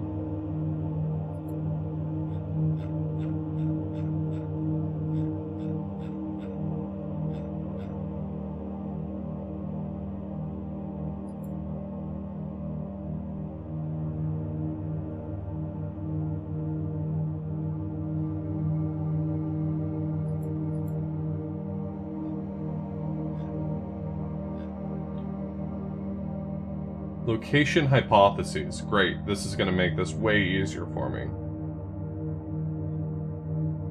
Most of the historically proposed locations are in or near the Mediterranean Sea.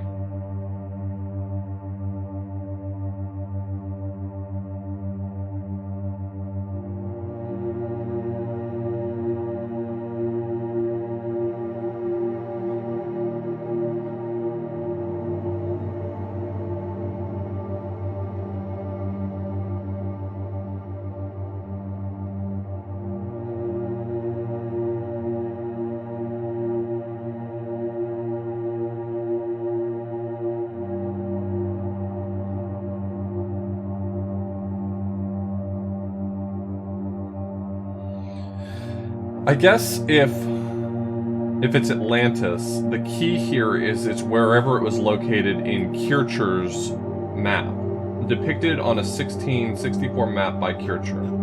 So let me find that map, and then that probably tells me where it's presumed to be.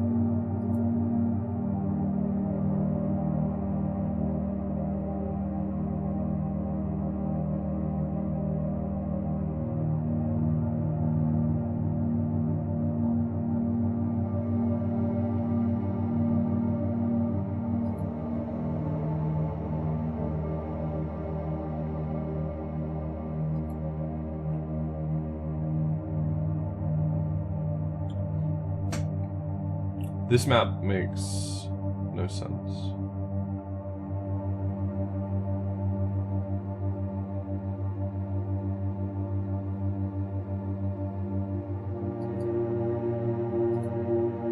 Look at this. This map makes no sense.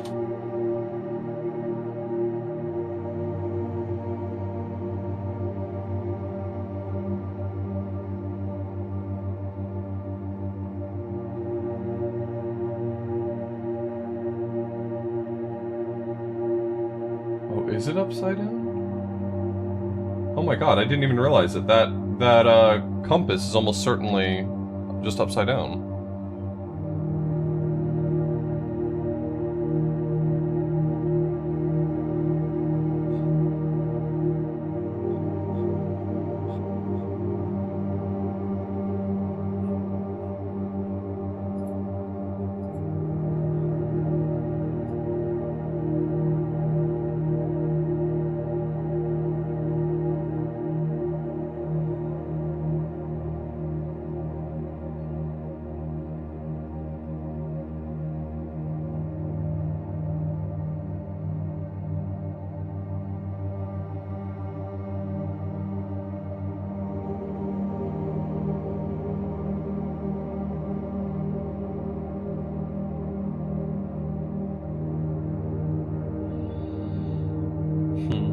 Okay, so, I mean, it looks like it's just, according to Kircher's map.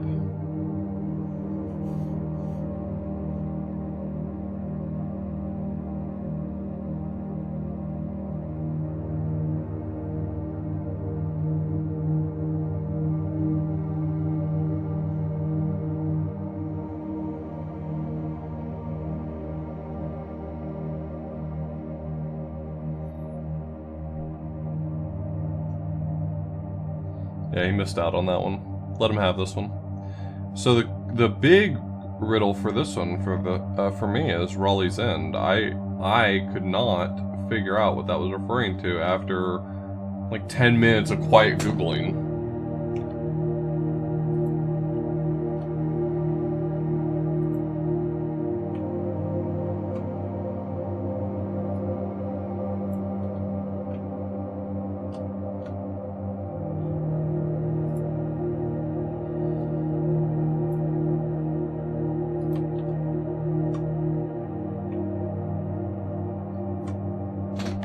I was going to include a little picture there, but that picture doesn't seem to be showing up very well.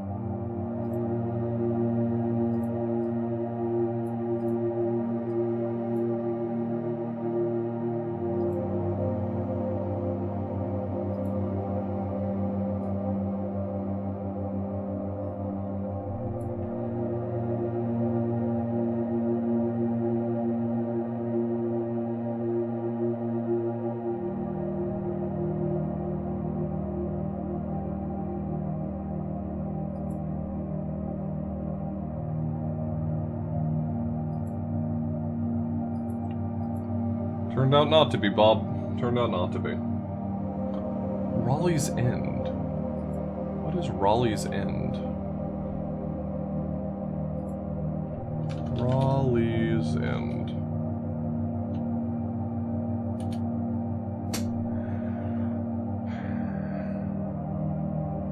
Is it just supposed to be where he was buried? Is that it? Because that's not the shape of London. That tiny little island depicted in that picture is not London. So what the fuck is Raleigh's End?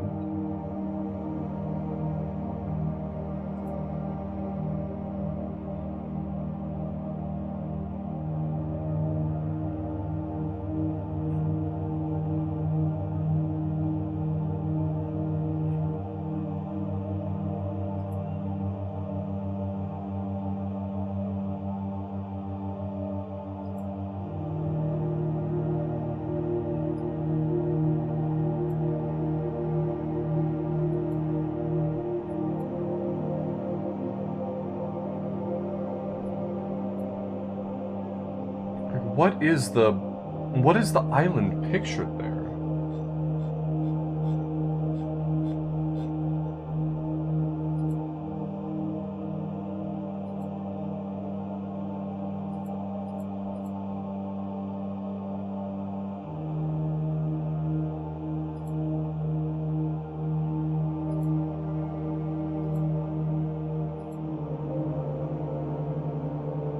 Oh, that's Guyana.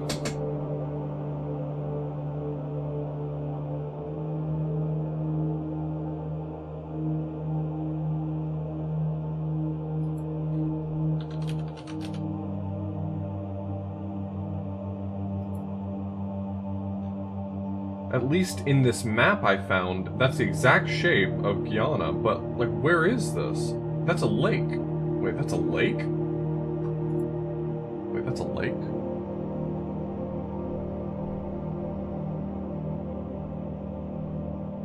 Why is that a lake?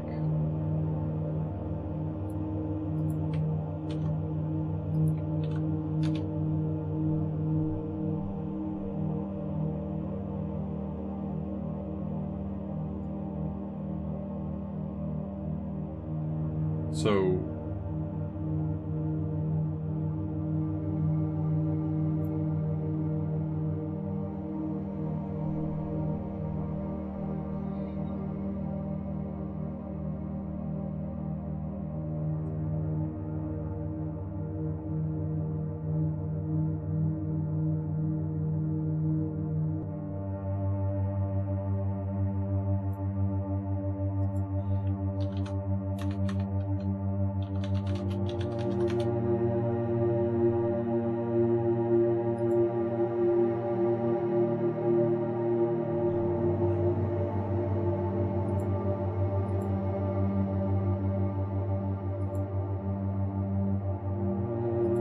So where is this lake supposed to have been? Showing the supposed Lake Parime? A legendary lake located in South America. It was reputedly the location of the fabled city of El Dorado, and it was dismissed as a myth. Okay. That makes sense. Book is 1688, presumably.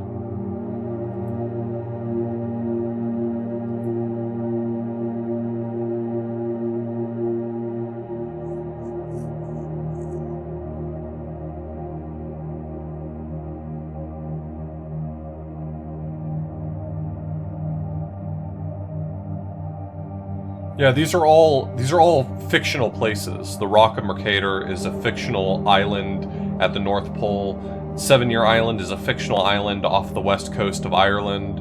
Kircher's Isle is presumably a specific location of Atlantis, and Raleigh's End is a fictional lake in South America.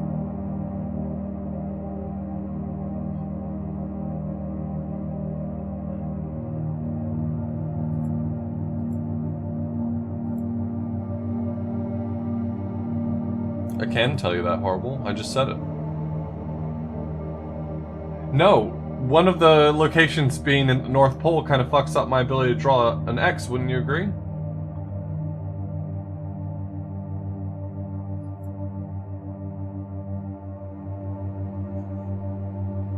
At least on any projection.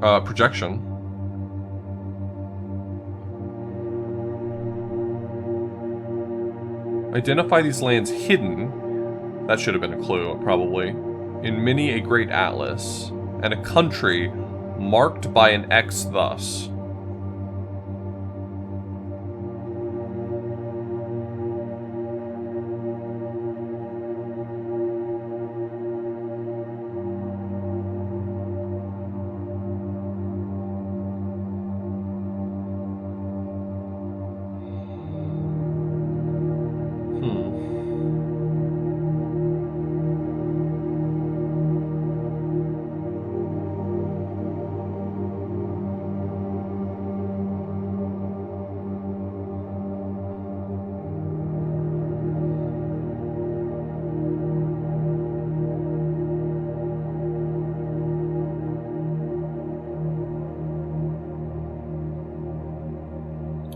I mean, like I said, I'm okay with a little bit of backseating, as long as you're not trying to race ahead of me. If you're working on the same thing I am, if you have thoughts, I'm happy to hear them within reason. You don't have to brain dump at me, but, you know.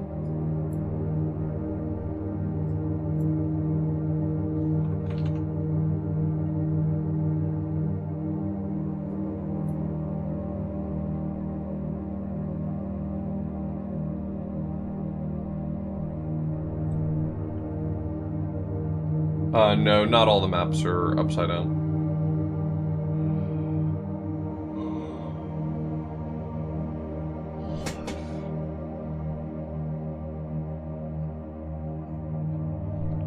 I need a good map, I think. I was thinking I was going to have to take this to like a globe projection because one of them is at the North Pole. But, it says hidden in many a great atlas.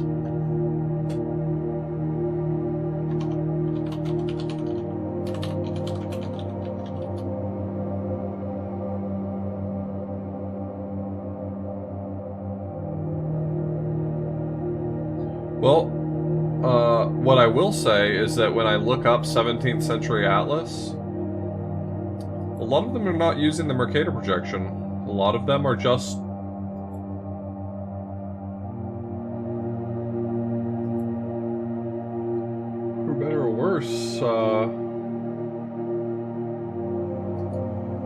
giving me maybe what I need?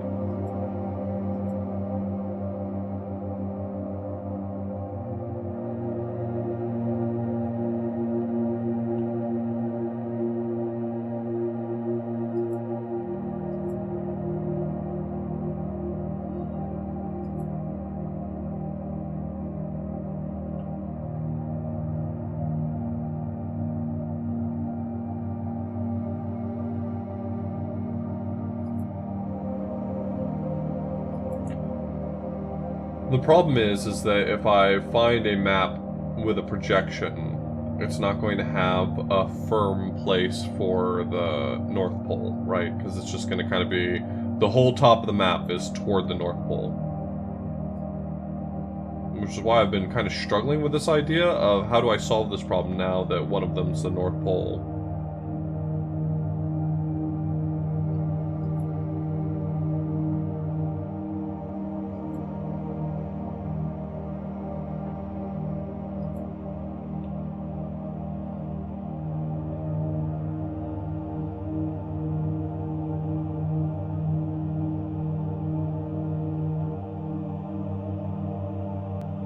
Sure you could.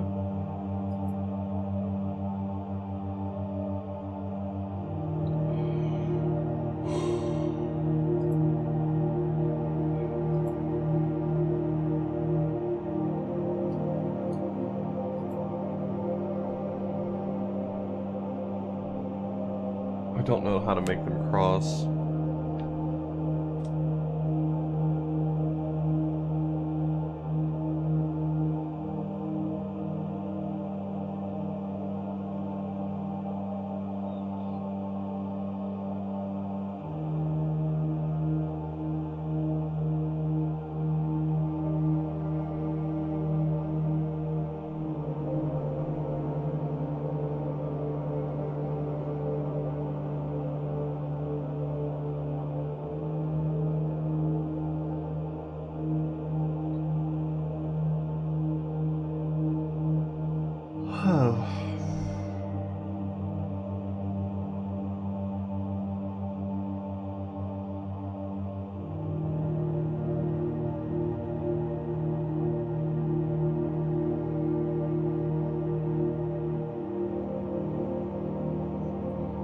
I mean, this atlas I'm looking at right now seems to imply the existence of the Rock of Mercator.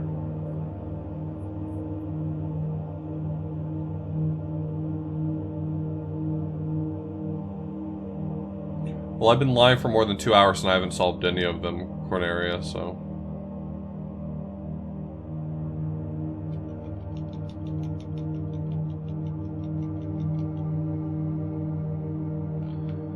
Cross Sigmund's Alchemist? Wait. Sigmund's Alchemist? It was a Polish alchemist named Syndivogius.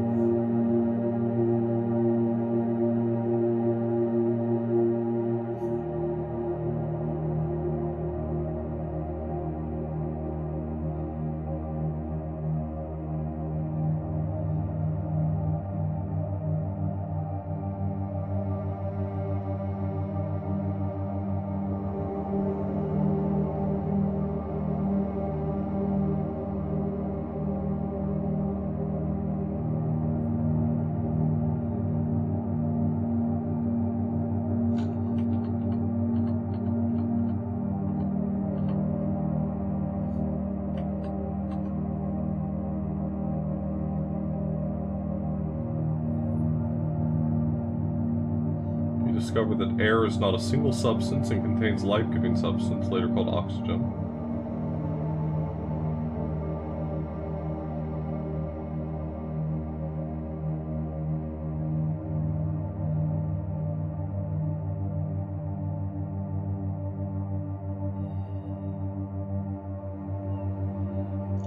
Napier's bones. What are Napier's bones?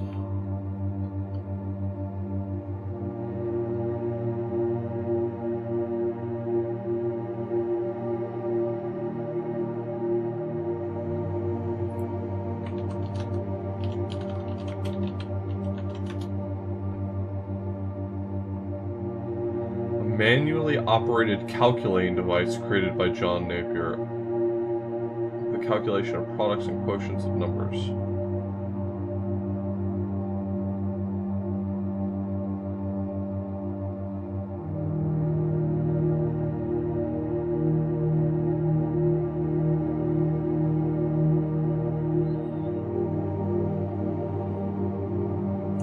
So this is a tool.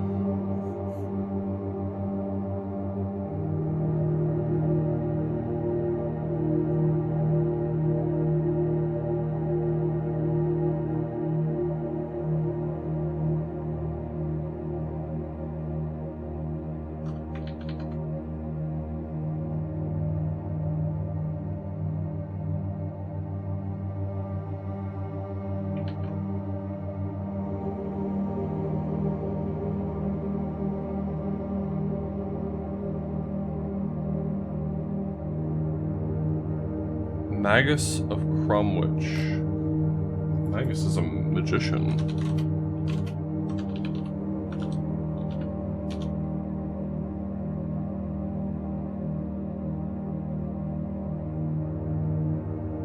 Not Cromwich, Comwich.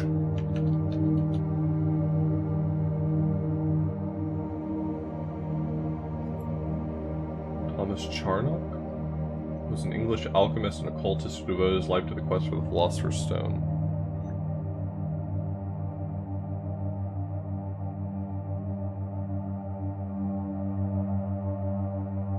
That sounds correct to me.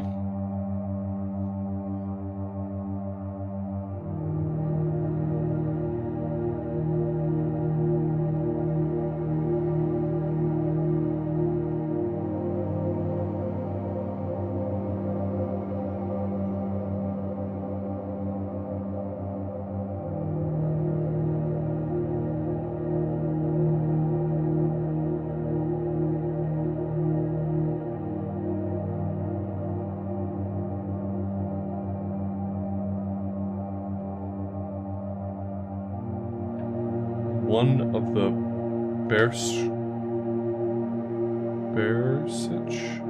Codex owns? Bersich Codex.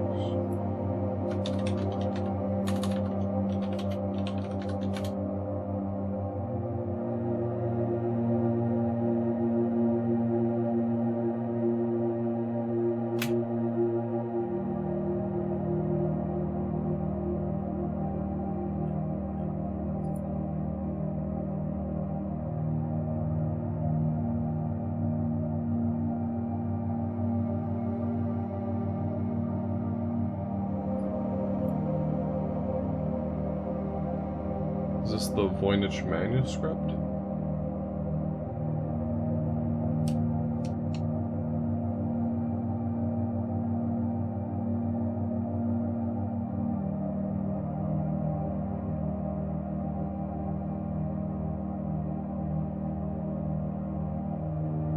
It was suggested that Kircher was one of the possible authors of this, but it's unknown who wrote it.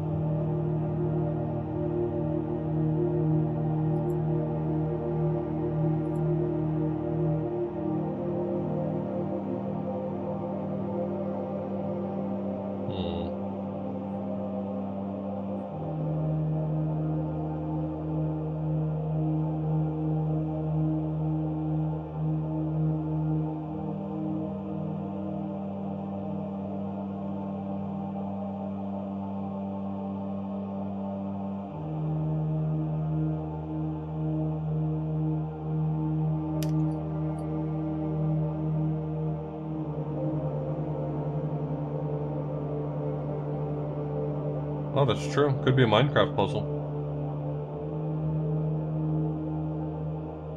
Did I ever translate what Mapus Mundi means? Map of the world? World map?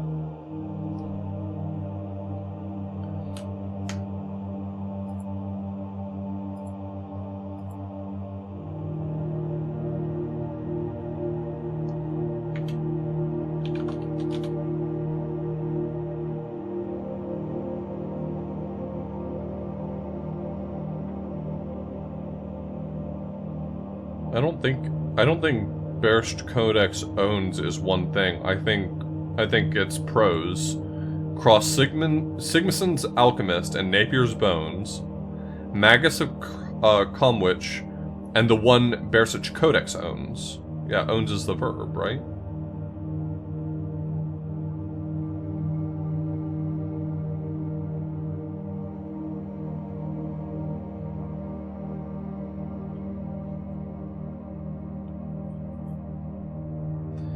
Fill a table 10 by 5 with what you find to lift this Fata Morgana of the mind. What's Fata Morgana mean?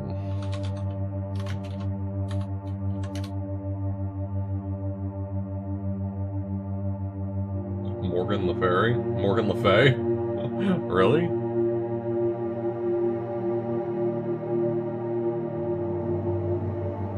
Portrayed as the ruler of the island paradise Avalon.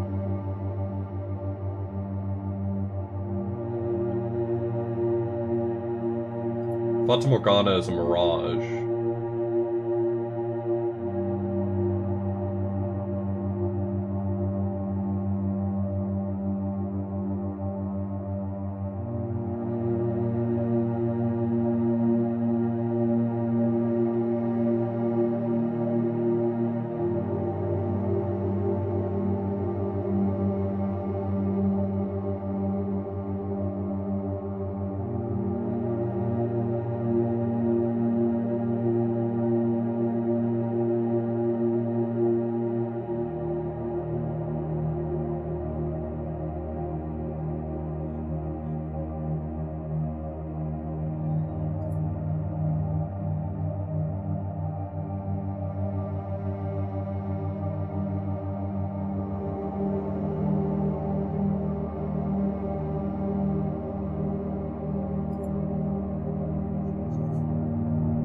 Fill a table 10 by 5 with what you find.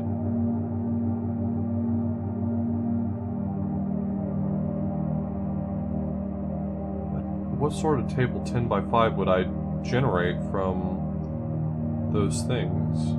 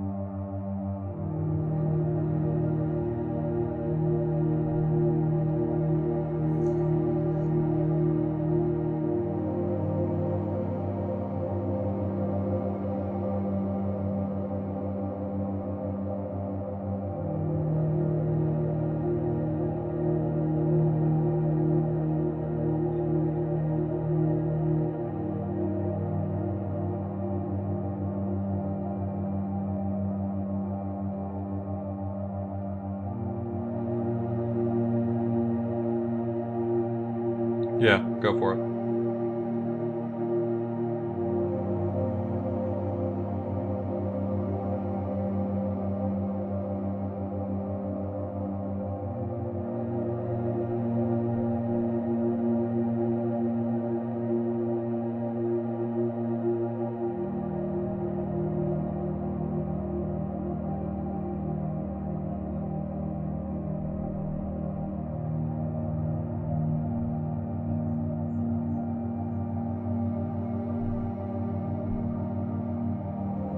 Interesting.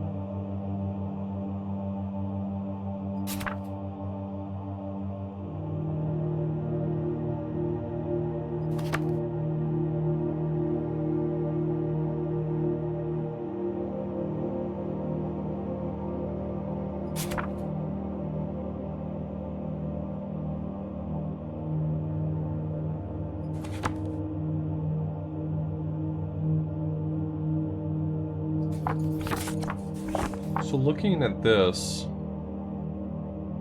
all these numbers, all those numerical values in the middle of the right page, no, there's no walking around. This book is the whole game.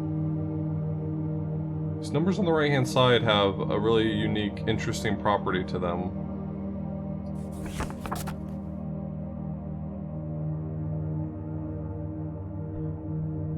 And that's that the second digit is always between 1 and 5, it looks like. So I wonder if that corresponds to the numbers in this table. I think I've grown past my need for OneNote. I think OneNote is no longer serving the purposes I need.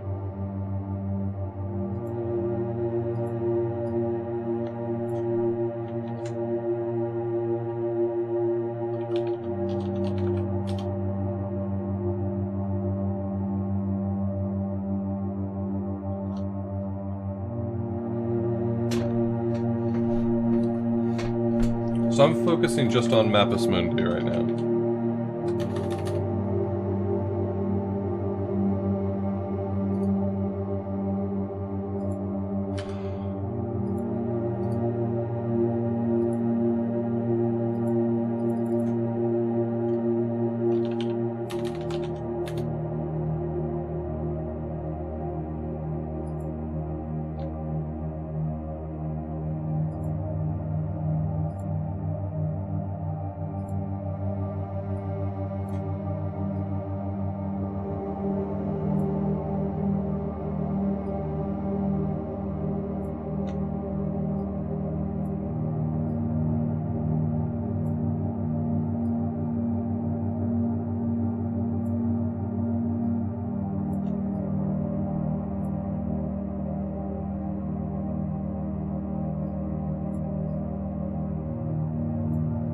this is gonna have to do.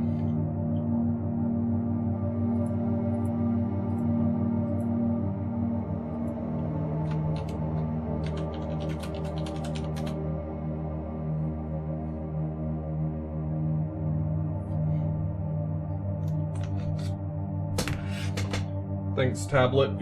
You've been a good friend, but you're gone. Alright, so Mapus Mundi. So we have these three things. 7-year island, which we knew was High Brazil. Rock of Mercator. I don't know what that is. Kircher's Isle is Atlantis. And Raleigh's End is either Lake, what was it? Lake...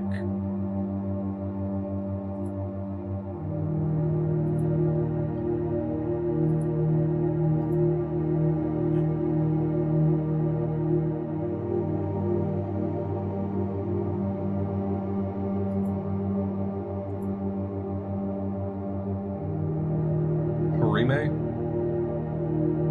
Like Parime?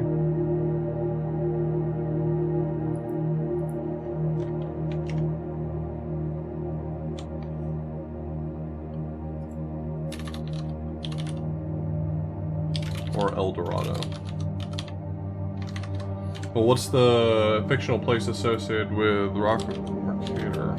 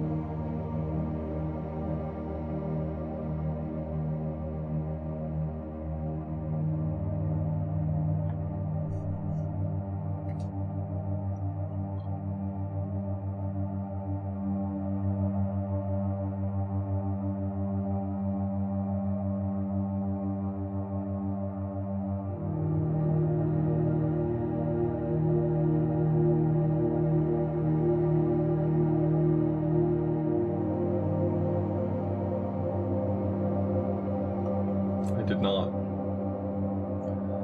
So, in my notes, when I was using, let me pull up one note again. I was noting down locations as well for all of these people. So, Sigismund's alchemist was Polish. Syndovius, Polish. Napier's Bones is a tool, but the guy was from Scotland. The Magus of Comwich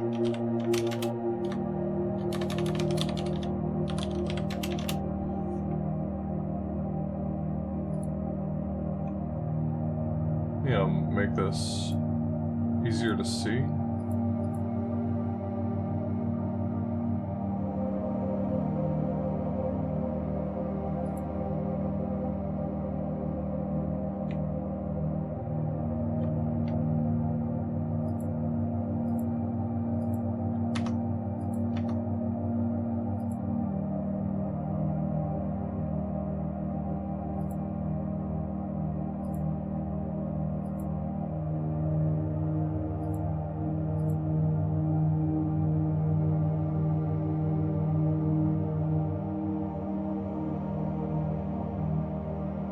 Zoom on this in a nice way? I'm trying to find a way to zoom nicely on this so I can put it on screen. Whatever.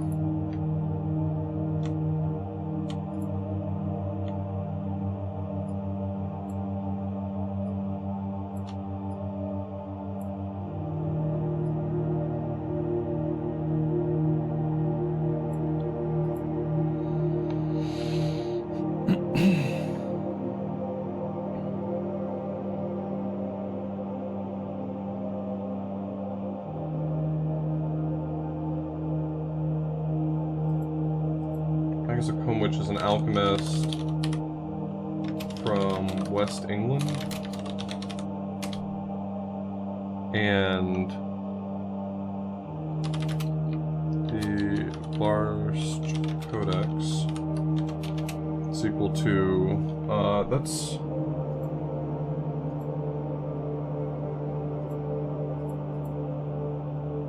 was the Voynich manuscript composed in Italy?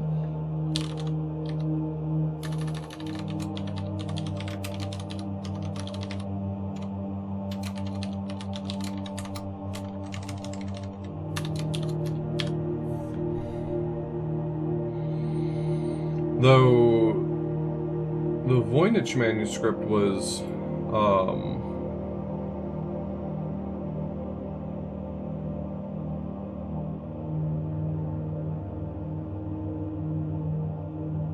Voynich was the name of the Polish book dealer who found it, though. Well, it says that it may have been composed in Italy during the Italian Renaissance. Stylistic analysis indicates it may have been composed in Italy during the Italian Renaissance.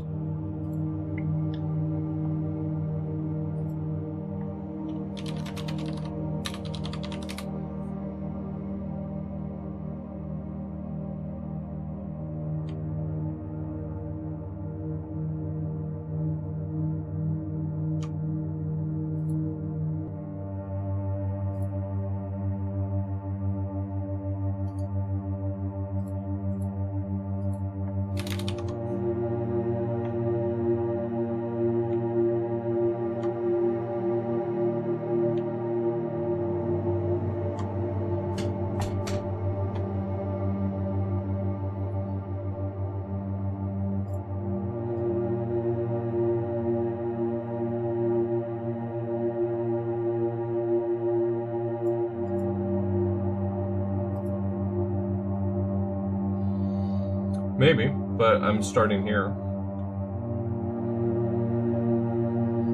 So if I take some of these places,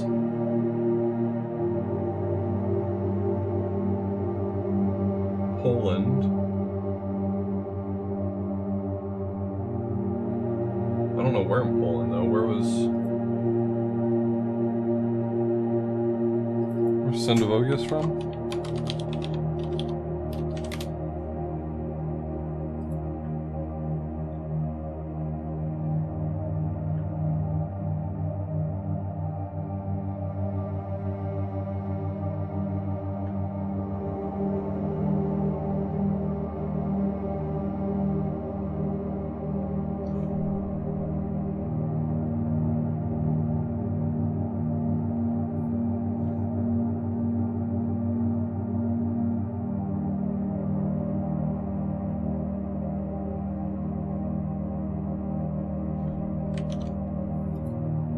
Pulling this into paint.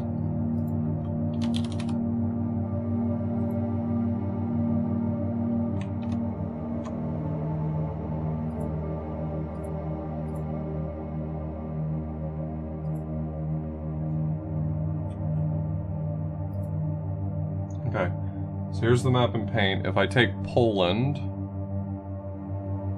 I'm just going to take the center of Poland for now. And Scotland?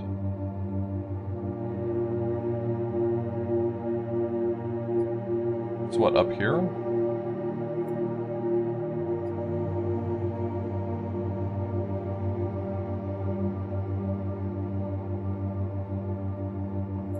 I think I'm going the wrong way.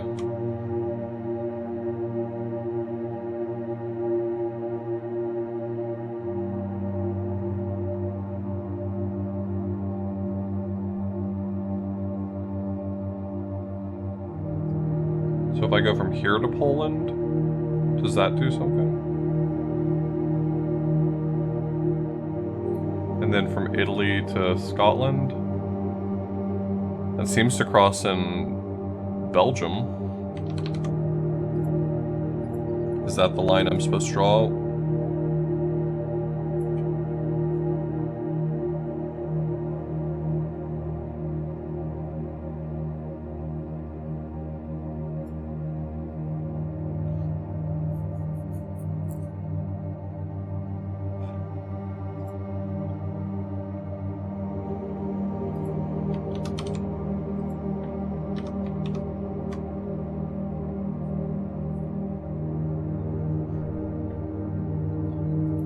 So can I use this to make a table?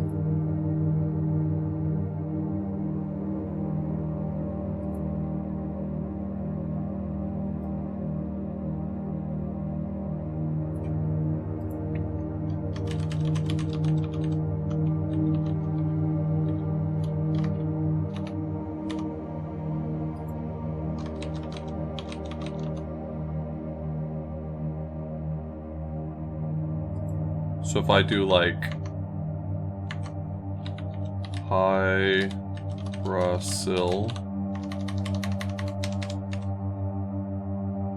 what were they?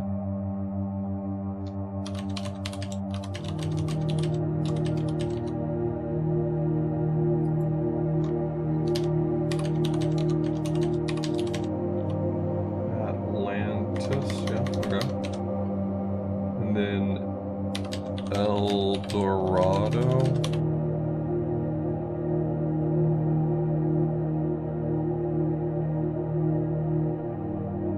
In Belgium? Was it Belgium? Belgium.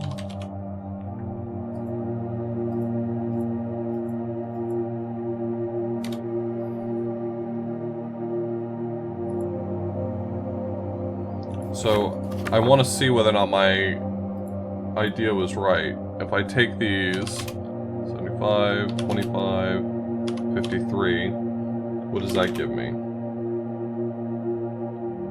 M S. Oh no. Oh no, wait, I'm doing it wrong.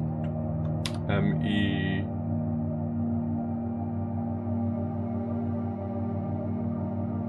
N? Men? I mean, that's a word.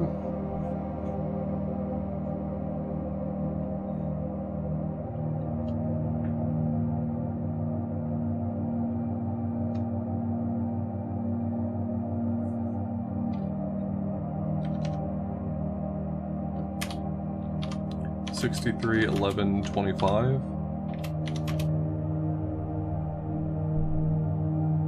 T H E.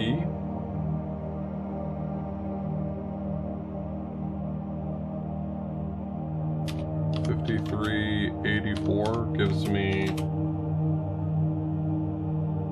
N O. Oh no, this is gonna be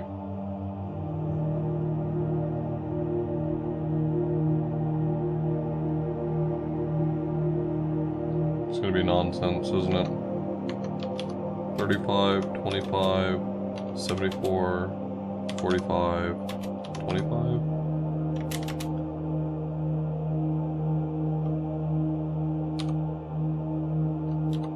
E D G E.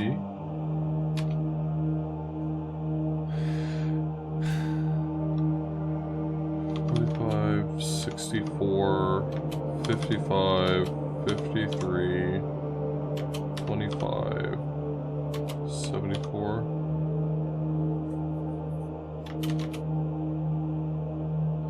G A I N E D. I mean, it does seem like it's spelling something. I mean, even if it's nonsense. 55, 53, I N, 83, 25, 64, 54.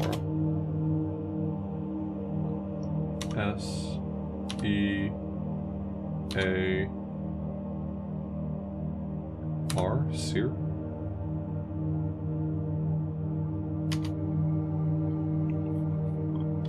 Then 55, 53, 45. H I N G.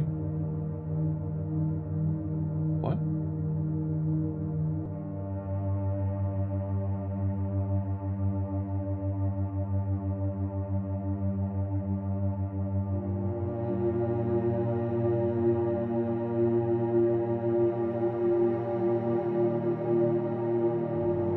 Oh, there's 2 dashes. I interpreted those to mean something else. But they're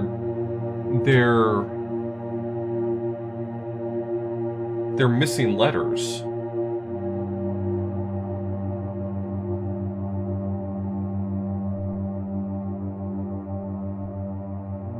Men the knowledge gained in searching.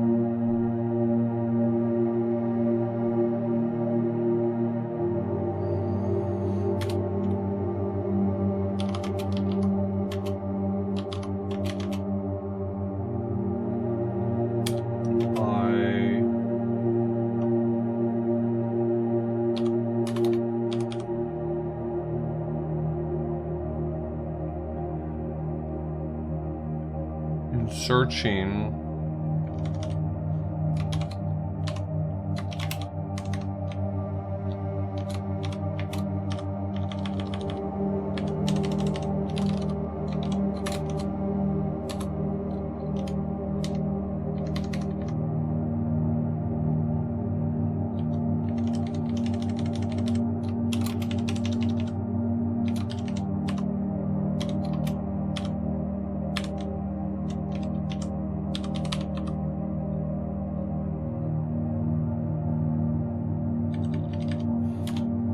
Searching. I'm gonna say will, but I'm gonna come back to it in a second. See what it makes sense. 84, 65, 15, 63, 35, 25,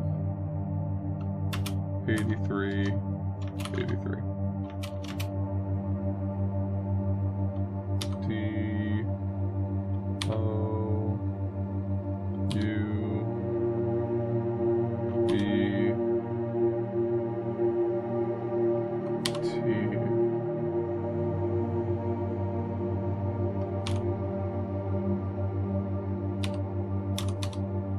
doubtless.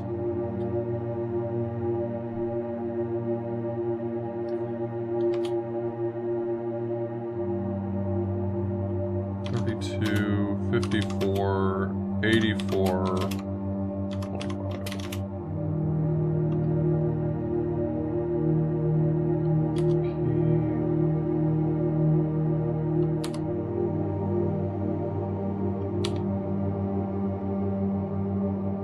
probably prove.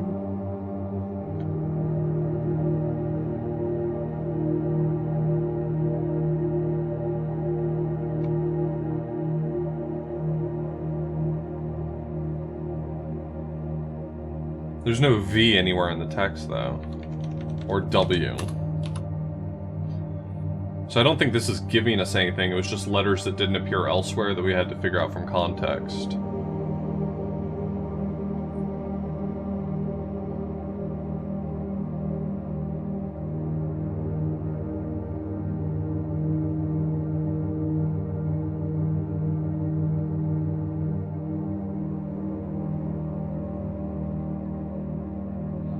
Men the knowledge gained in searching will doubtless prove.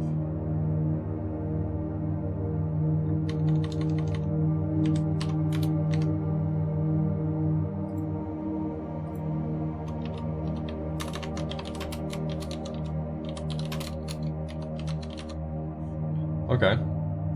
So we got some of this text here.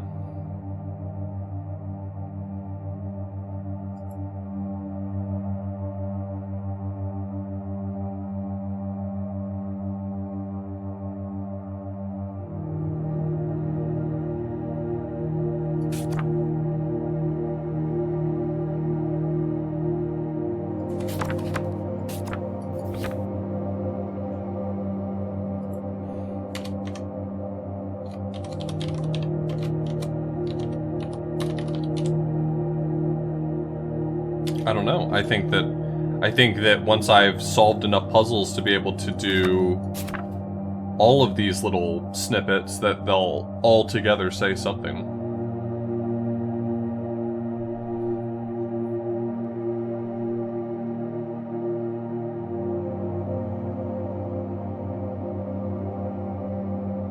The 2-letter nature of the first one on that page makes me think that it's coming from here, and that maybe the idea is that you can draw a line through two letters and it goes somewhere? But what does that even mean?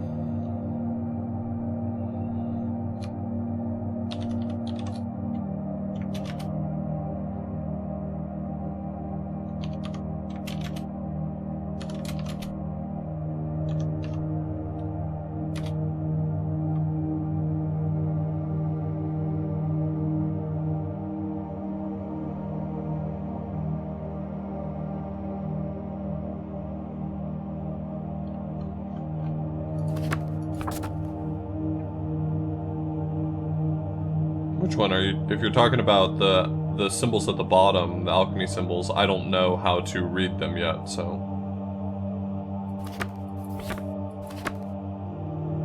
I assume that's going to come from the chemistry page.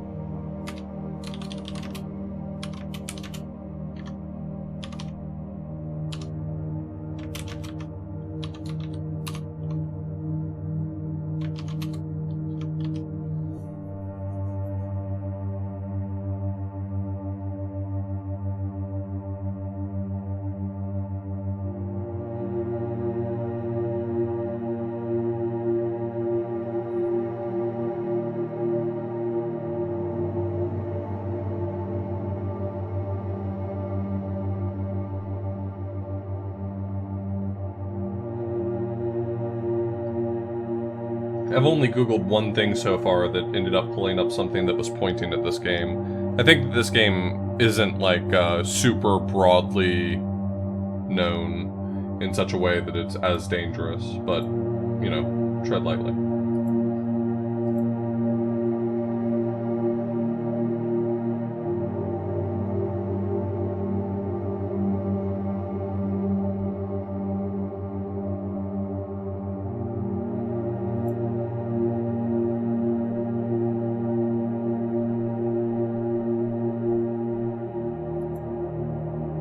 Yeah, that's the circle with the dot in it.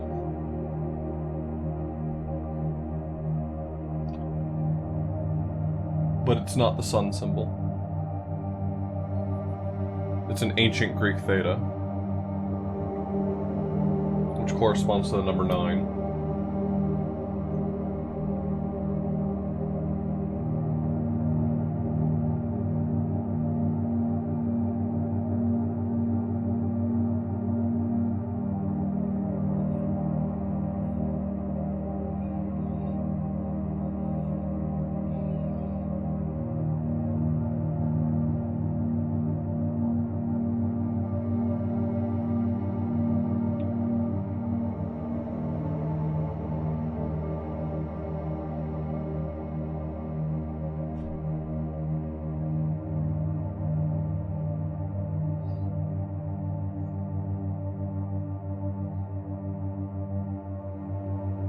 ordered with Eratosthenes' aid.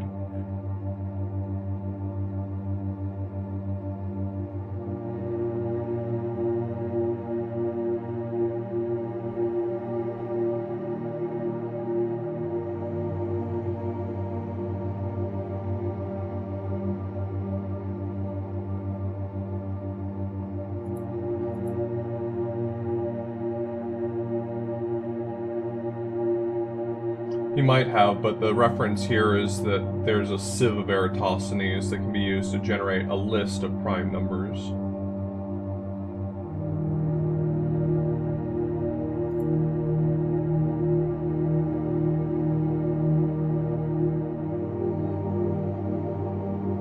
Yeah, alkahest is a imagined alchemical solvent that's capable of separating chemicals out into their constituent parts. So this is almost certainly asking to split each number into its prime factors, and the fact that each of these numbers is semi-prime, it only has 2 prime factors, split each in twain makes sense. So now that we have prime factors, the question is, what do you do next?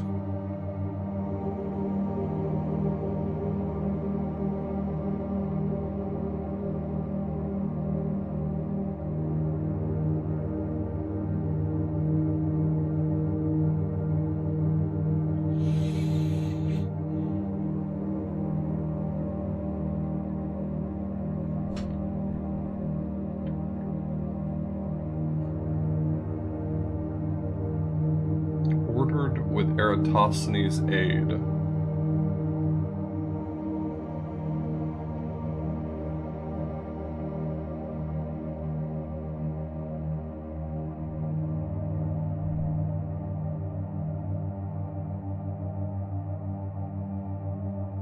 Well, I've already tried doing that once, Jeff. 232523 makes BCBEW, so that's not really useful. I think it is. That's my next thought. Is like if I generate a list of primes, right? 2, 3, 5, 7, 11, 13, 17, 19, 23, 29, 31, 37, and so on. Can I look up its position in this list? Is that something?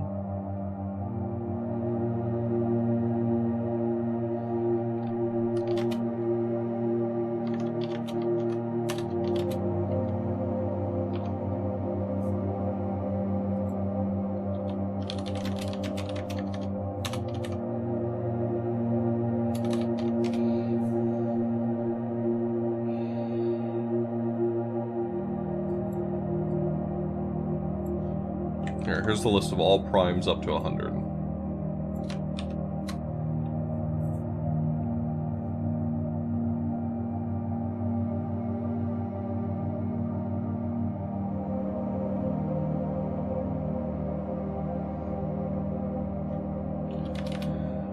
So if I were to convert those, be 1, 2, 3, 4, 5, 6, 7, 8, 9, 10, 11, 12. So 1, 12.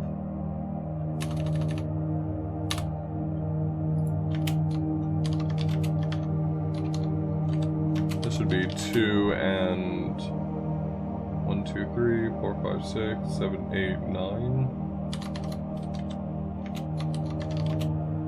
1 and 2. 3 and 5. 9 and 5, 6, 7, 8, 9, 10, 11, 12, 13, 14, 15, 16, 17, 18.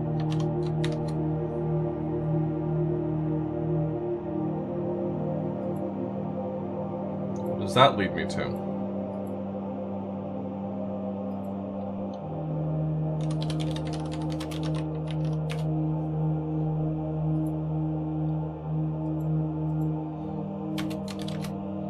This is A and L. This is B and I. This is A and B. This is E and... no, C and E.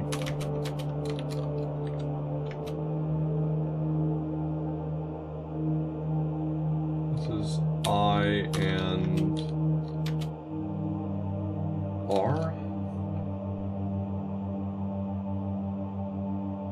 And this is supposed to produce 2 letters, or 2 words.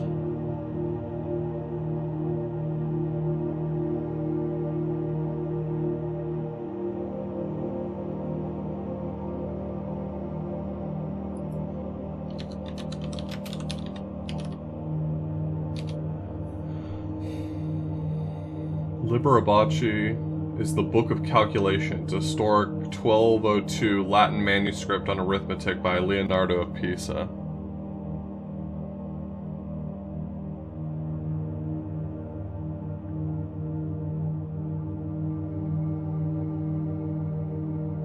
What?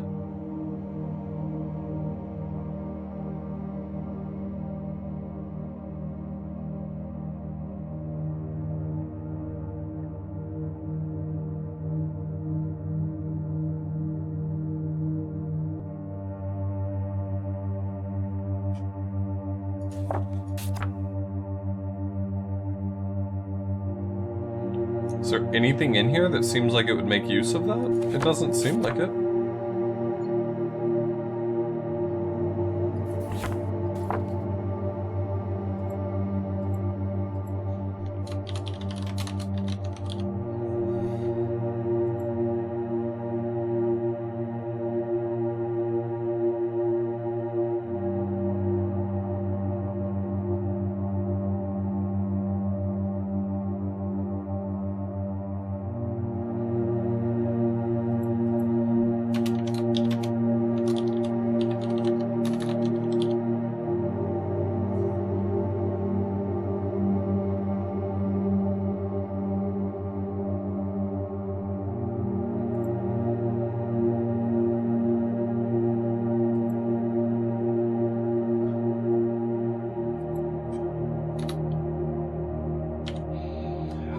I think the reason why the hint wasn't very good is because this person's trying to write them all in poems.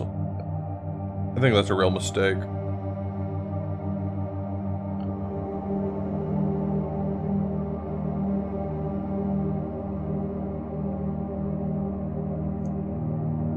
I think it's prioritizing brevity and poetry over providing helpful hints.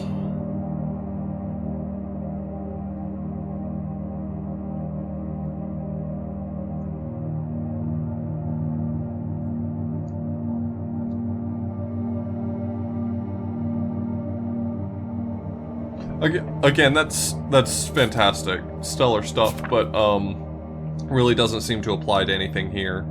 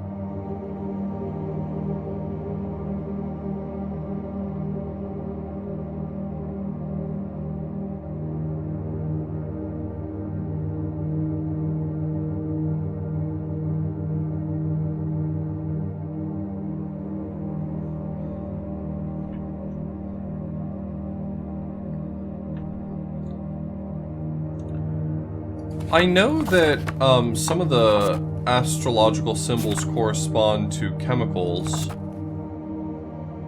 Isn't that the symbol for Neptune there? Neptune... symbol... No, that's Jupiter. What chemical does Jupiter correspond to?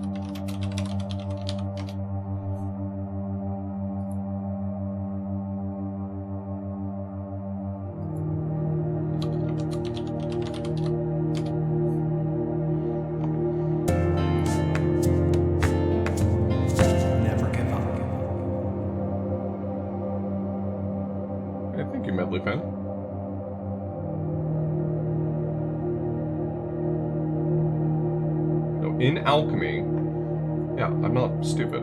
In alchemy, each of the 7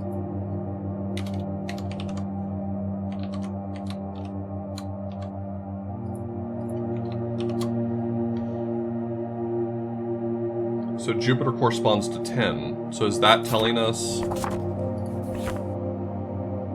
that it's this second paragraph then? Because if I'm right, then lead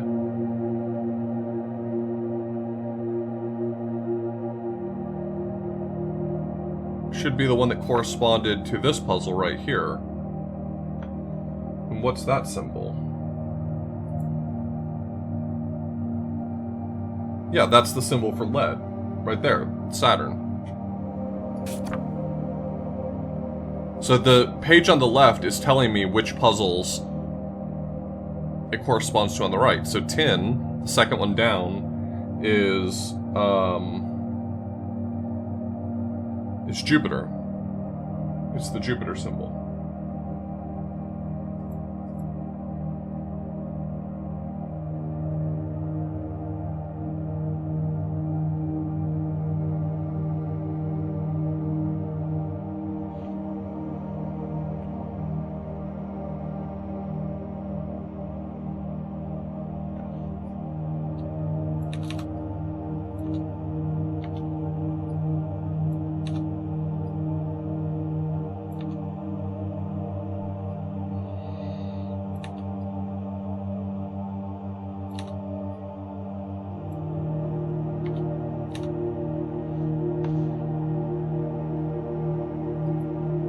Yeah, I've got it all right here now.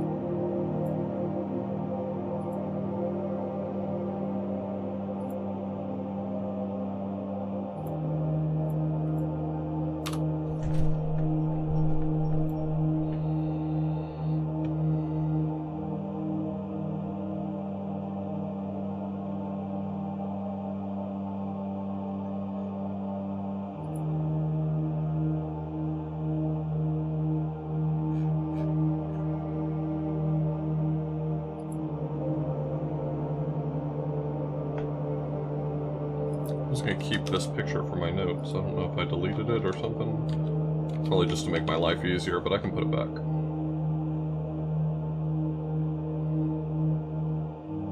So what's the one we just solved? The one we just solved is the tin one. So it's the second one down. It's presumably this just sequence of obscure letters. O-N-Q-P-Z-K-R-G-L-I. Do I have to go in reverse and figure out what numbers those are? So, okay, here's my thought. It sucks shit, but here's my thought. We had a sequence before for the primes. I wonder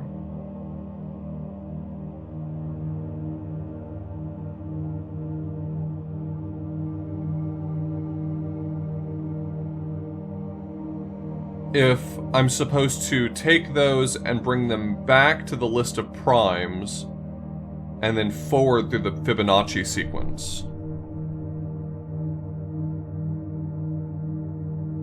Am I underthinking this one? I think I'm underthinking this one. The question is ultimately, how does the Fibonacci sequence help us here?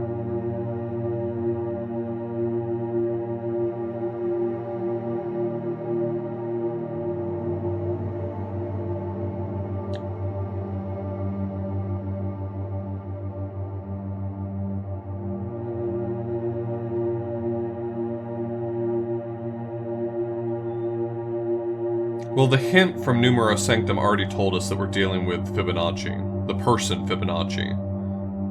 So the Fibonacci sequence makes sense. What we want out of this has to be words, right? We already figured out what the fourth paragraph says. It says, men, the knowledge gained in searching will doubtless prove, and it feels like it's the middle of a thought. So I think all of these are spelling large words, and they will be read in order.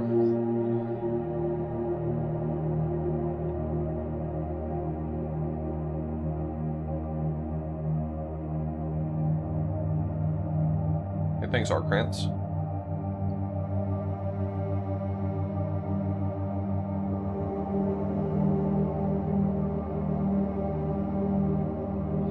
They also have some dots above letters. It might be a little hard to see on stream, but some of these letters have dots over them, and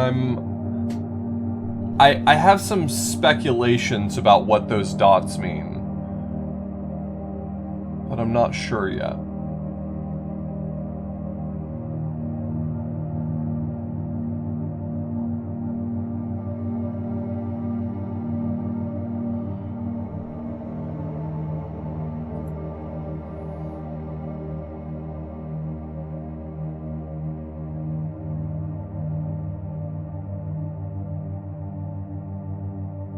Oh yeah, there are dots over all of them, aren't there? I didn't even notice it over the numbers. But you're right.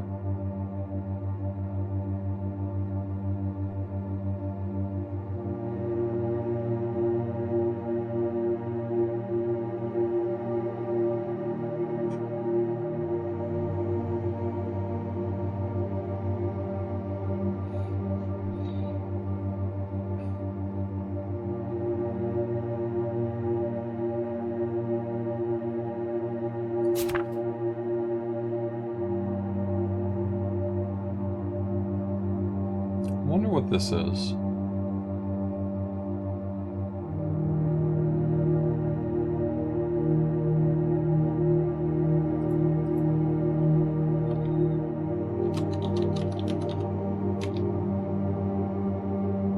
These are the names of demons?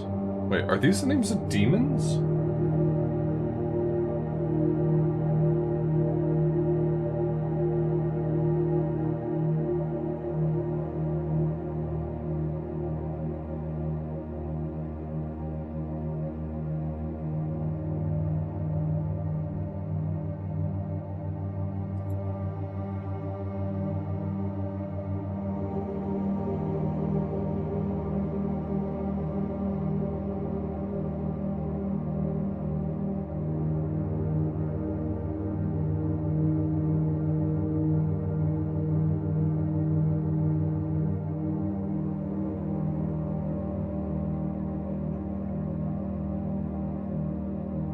I'm seeing a lot of these names on a list of Spirits of Solomon?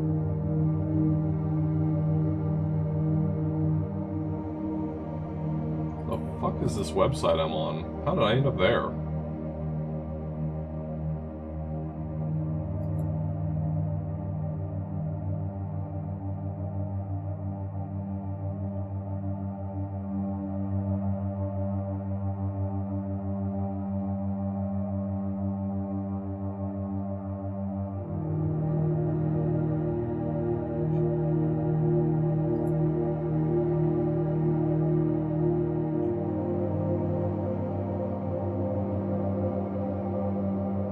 Yeah, I'm seeing all these names.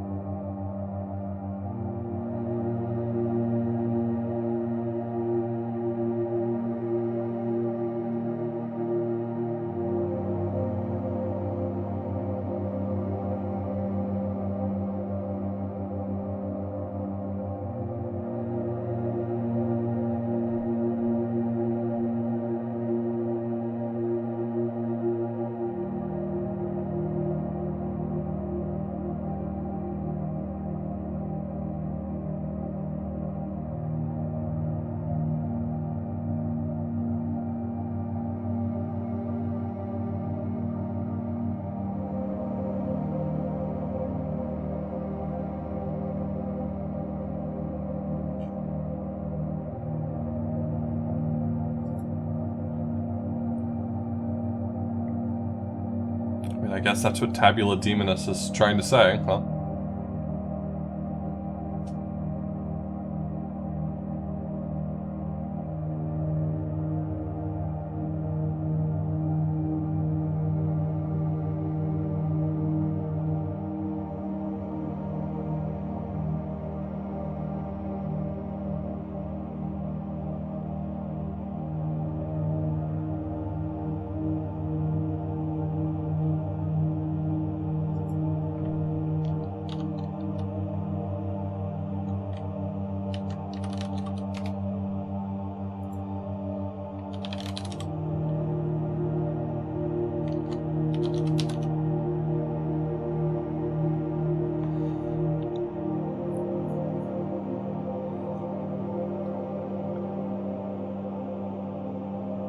Yeah, I don't know what the deuces means in this case. It seems like it might mean how many people it leads, like how many underlings it has. I don't know. It just says, when I translate deuces from Latin, it says leaders.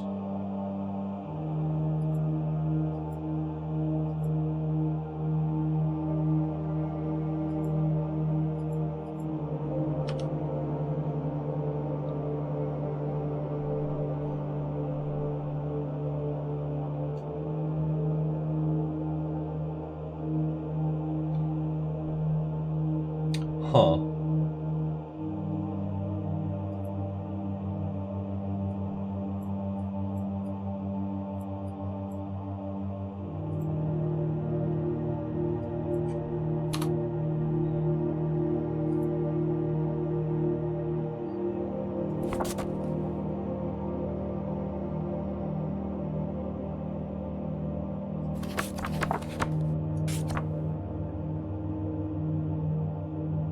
Remove the false elements and leave only true. Rearrange what remains to build the key anew.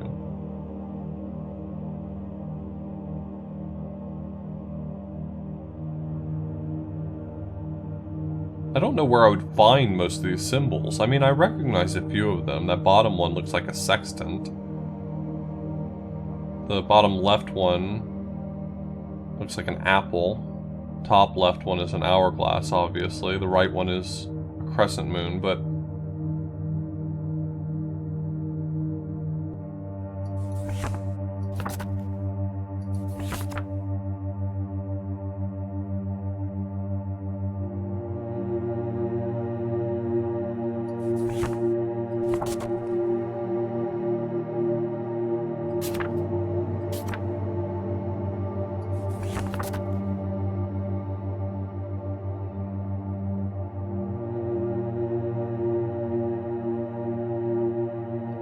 it wasn't that symbol, but it was similar to that symbol, is what I was saying. The Tyrolese printmaker was perhaps Stefan Michaelsbacher, and I did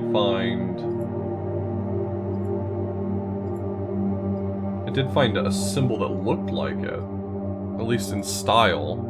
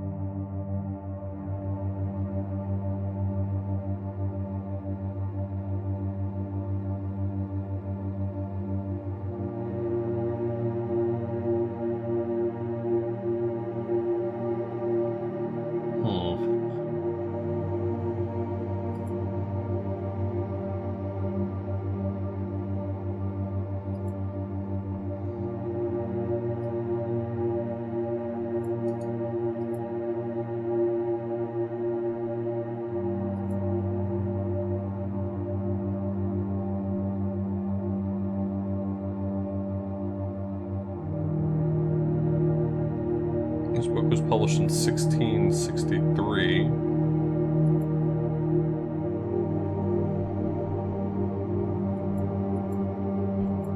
On the subject of alchemy.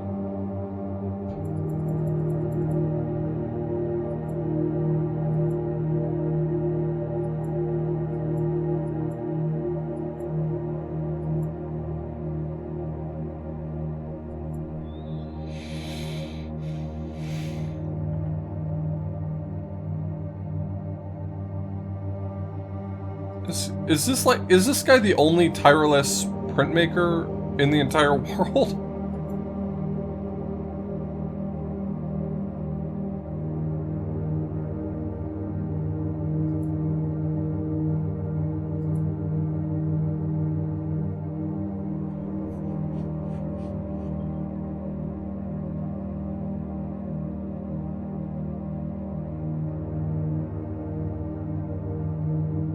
Well, I think the other I'm reading the other paragraphs as indicating which ones are the false symbols. Maybe I'm wrong.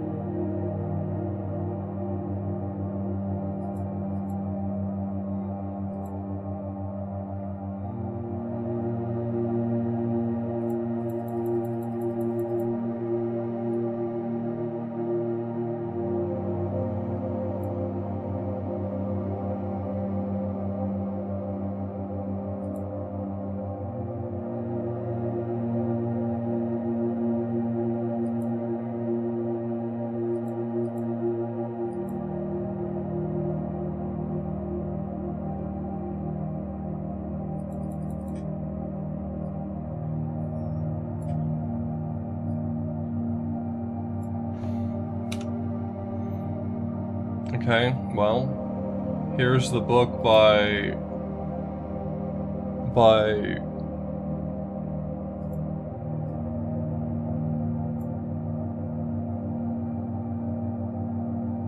Michael Spocker.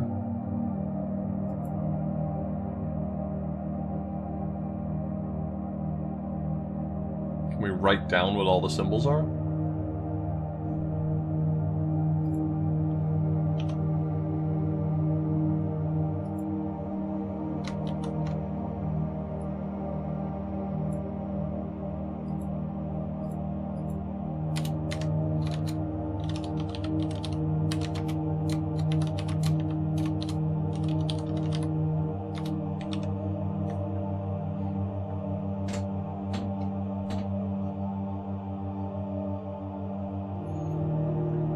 I think that's a sextant, right? Isn't that what a sextant is?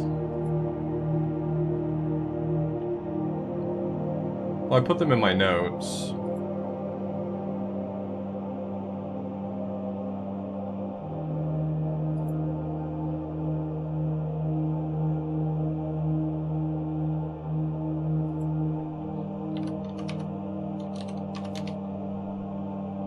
No, but I mean that symbol at the bottom there is a sextant, right?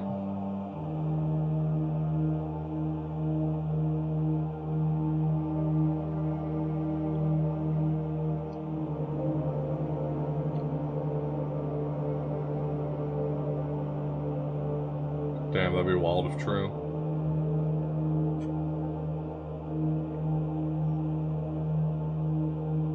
Alright, well I'm gonna flip through this book.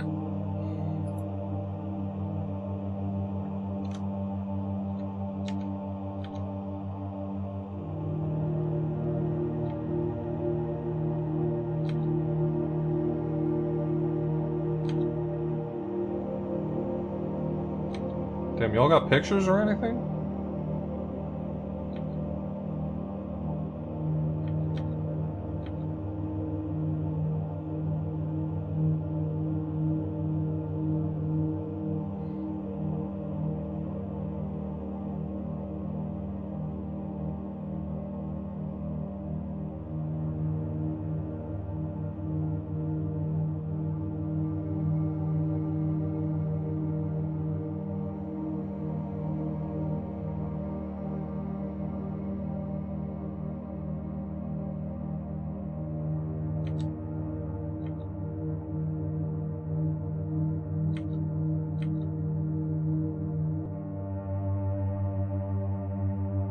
This page has a bunch of alchemical symbols down here.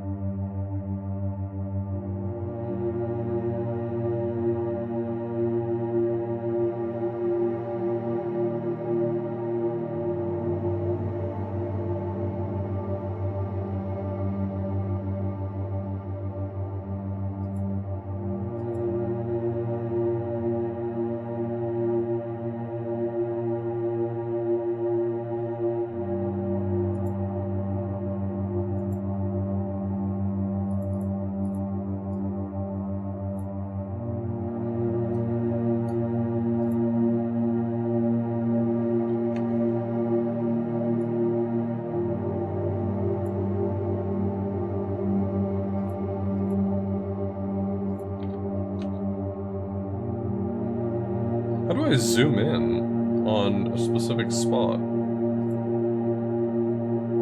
Oh, there's scroll bars. I didn't even realize there were scroll bars on this. That's my bad. I think that might be it.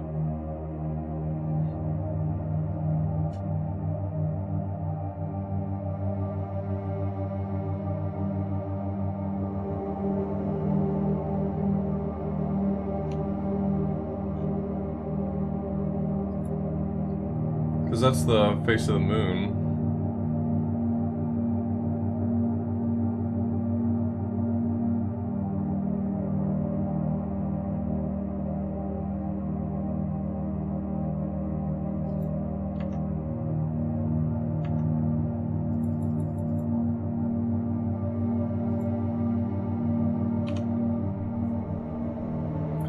Okay. Canon of Bridlington. What's the Canon of Bridlington?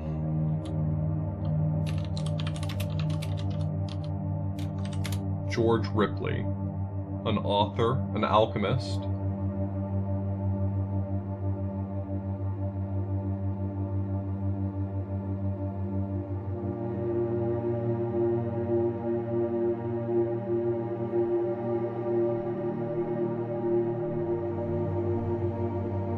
Compound of alchemy.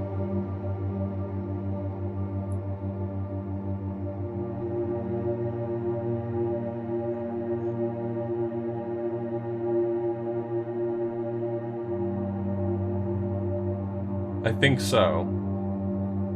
Because it says heights 1, 2, 3, 4, 5. So if there's 4 left, then maybe the letters that are in them can be rearranged. I don't know.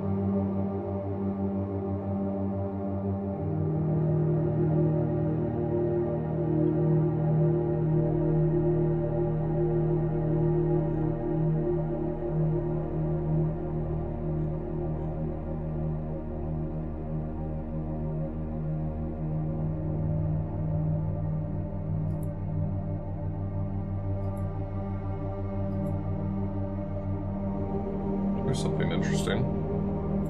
The Ripley Scroll.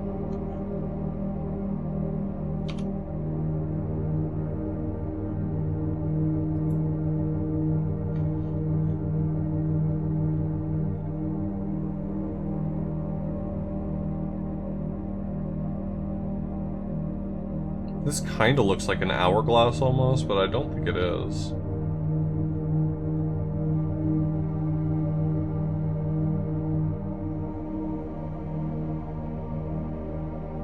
This also has a moon on it.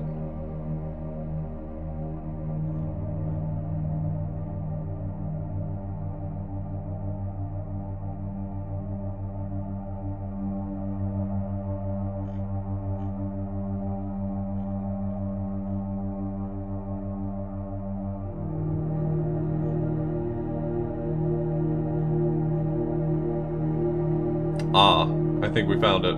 I think it's this.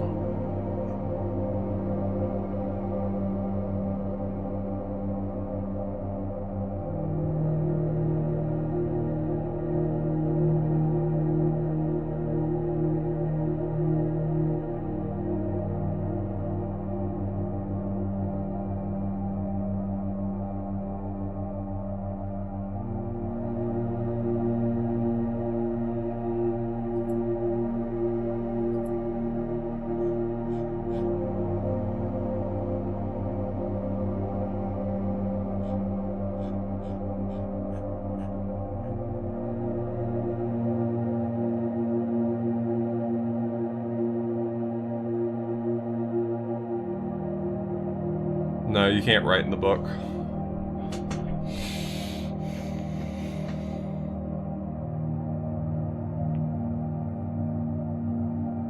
Okay, so we know that the two things on either end, the face of the moon and the three-pointed circle thing, that's out.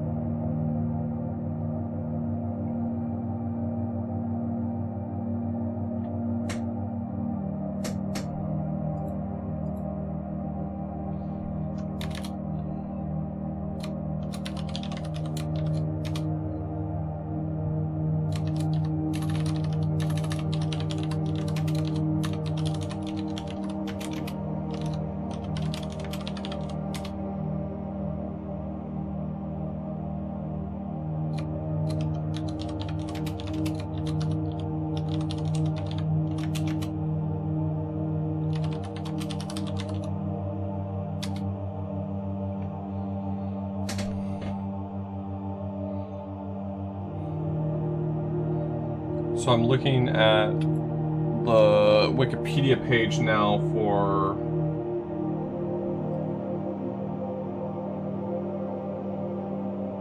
Okay, I was going to be wrong. I pulled up the page for Faust and did not pull up the one I intended to. But the one I pulled up for was an alchemist, so I think this is more correct than what I was guessing.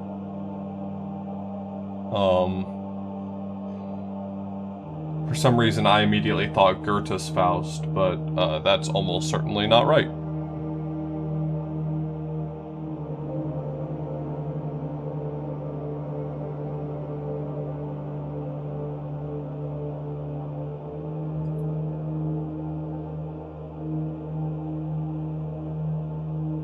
So the Wikipedia page for Faust starts off with a bang. There's this. And that's the symbol at the top of our document.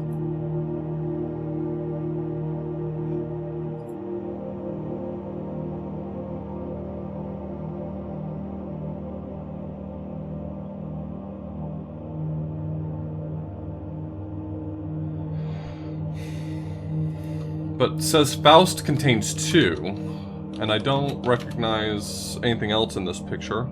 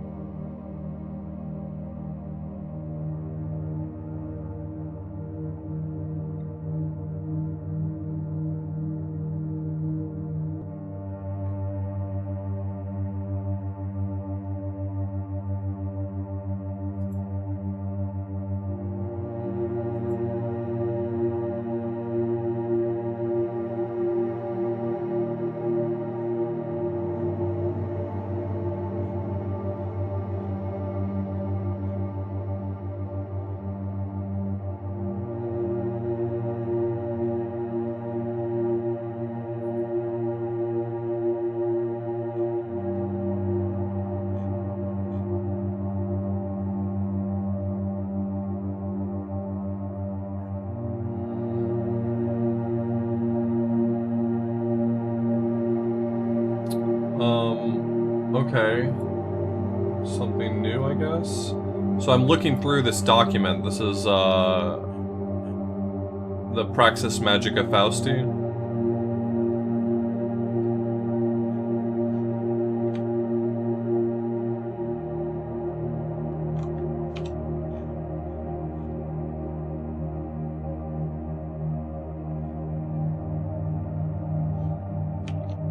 God, that goat is not having a good one.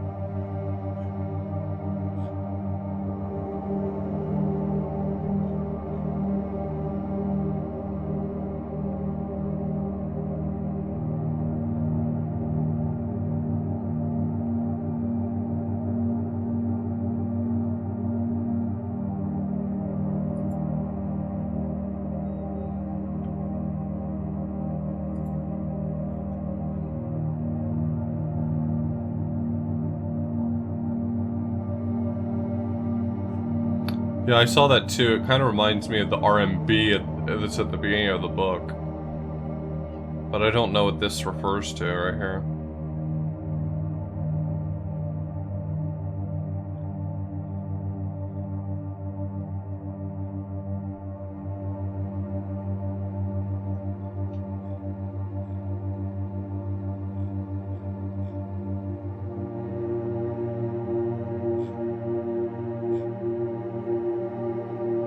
Yeah, I saw it.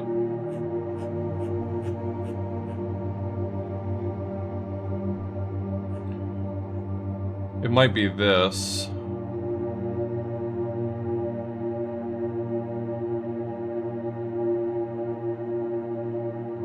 That's definitely possible.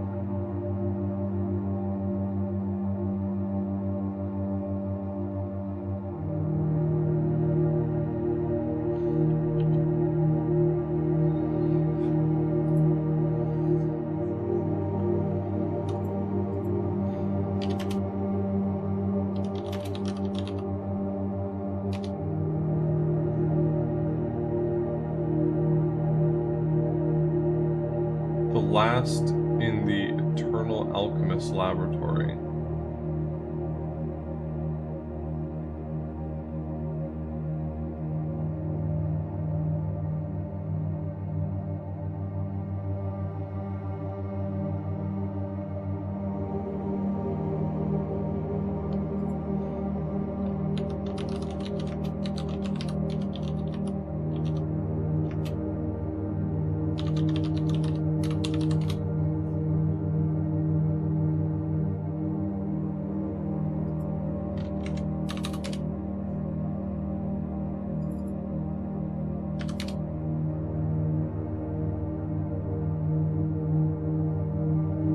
Alchemist Laboratory is an esoteric etching print created in 1595.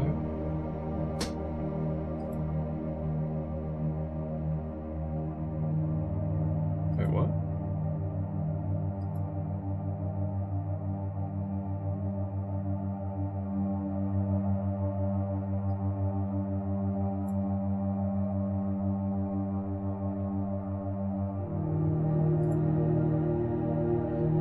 Is there something in here?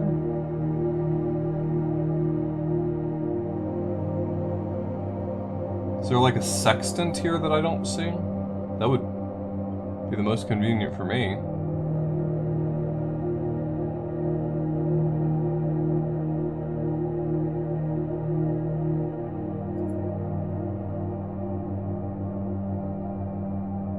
Is this the... Okay, this is the right etching.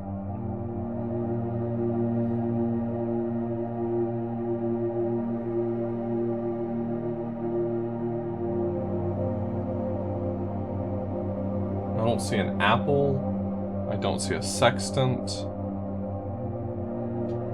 I don't see an hourglass.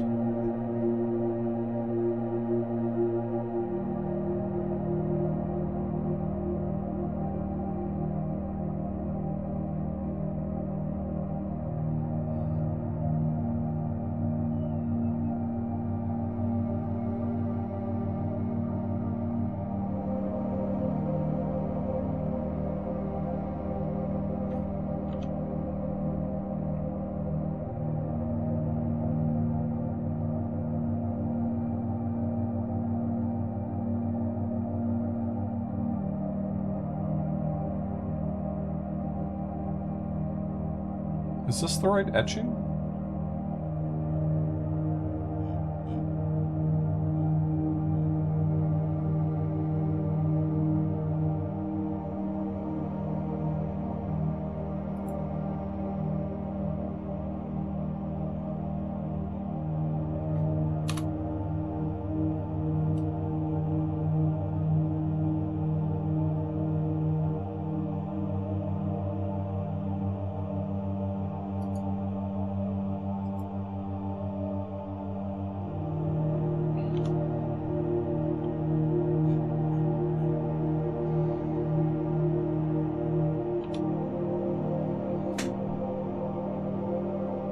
Top of the hut?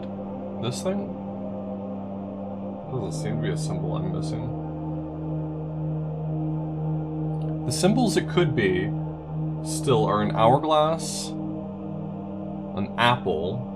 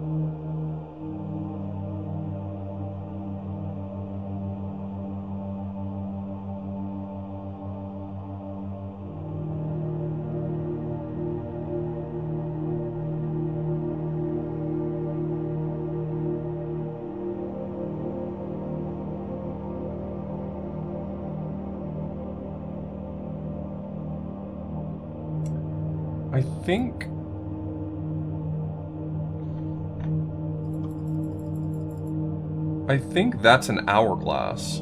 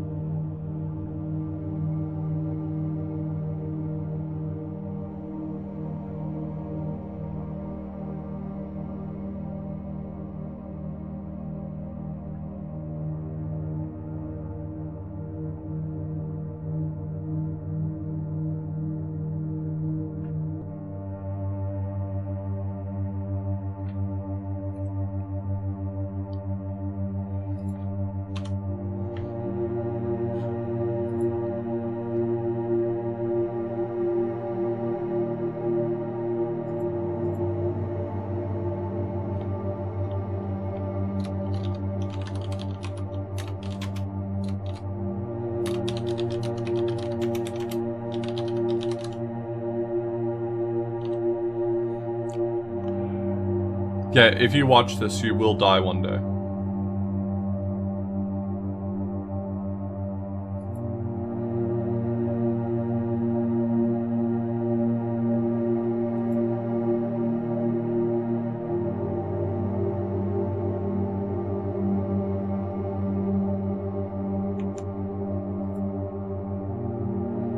Okay. So that means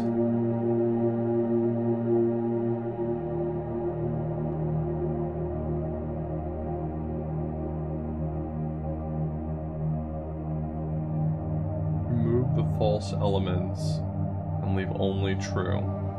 So I don't know whether or not the symbols we found are the true elements or the false elements. So let's just partition them, I guess. So if I take just the letters that are in the ones that are mentioned,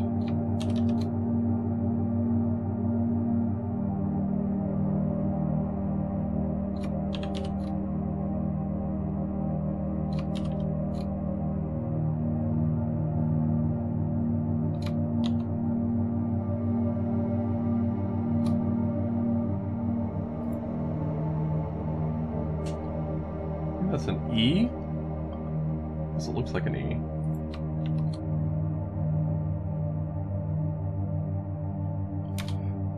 And then if I assume the other way around, so the ones that weren't mentioned, that would be R, B, A, S, T, H, I, S.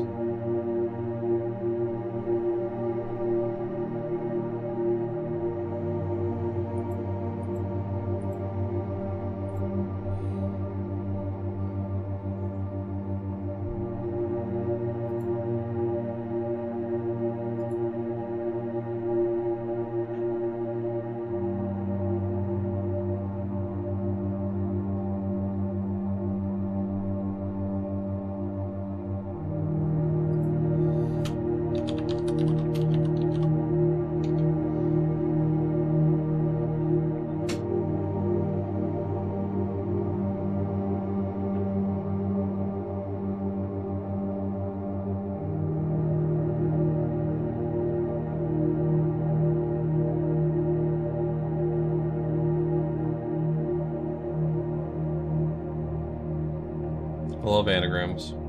I hope to be a part of one someday.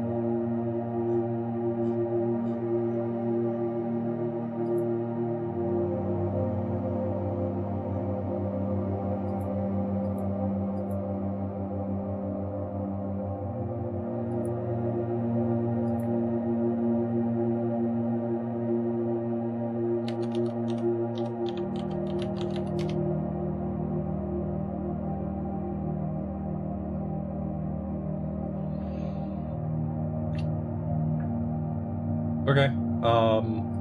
I also didn't want to solve an anagram. So I looked up an anagram solver and tried like 3 or 4 of them because obviously it's not just one word. And it looks like it's golden mean is the answer.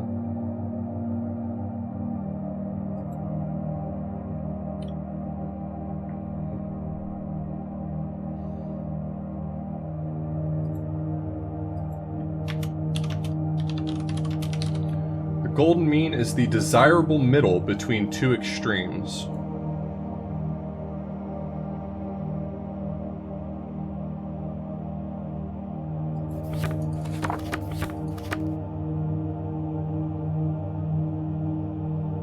Which one was this? This was, that is the Mars symbol, right? No, I don't remember. Yeah, Mars is iron. So it's the first one. So I guess I take the average letter between the 2 letters in question?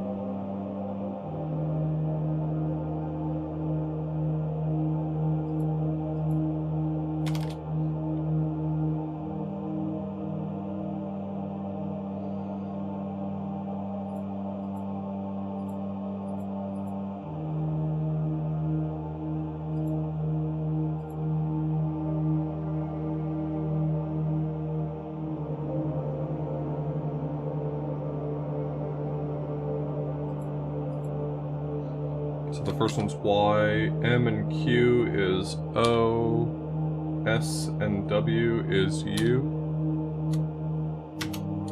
W, D and L is H, K and S is O,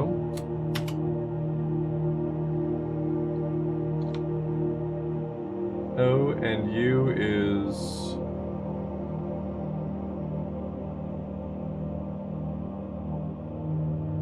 R, D and F is E, A, D, N, and X.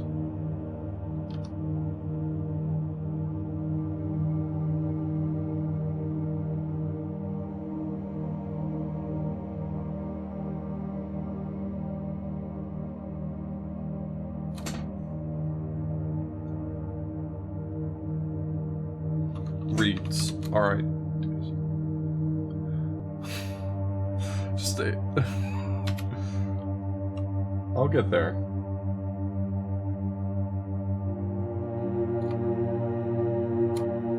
Two, three, four. Okay, so O and X. No, O and Y. This is whatever's 20T. G and I is H. C and O is I, M and Y is S.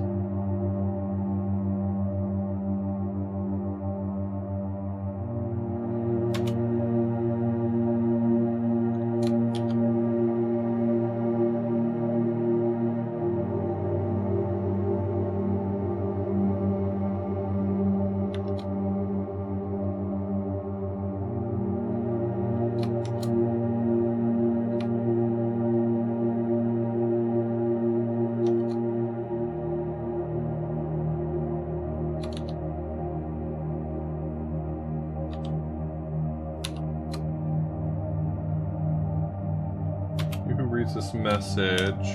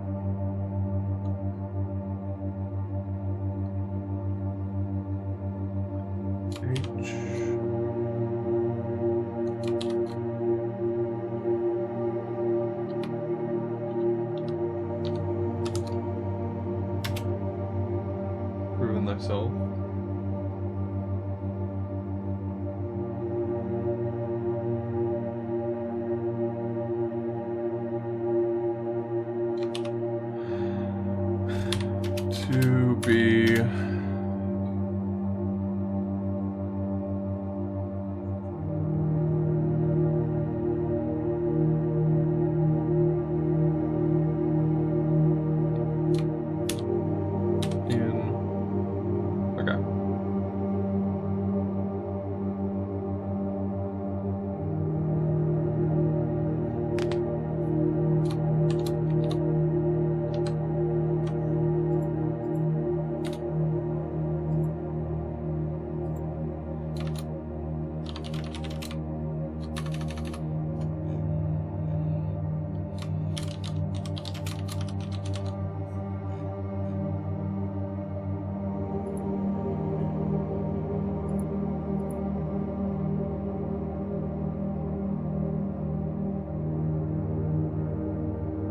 Yeah.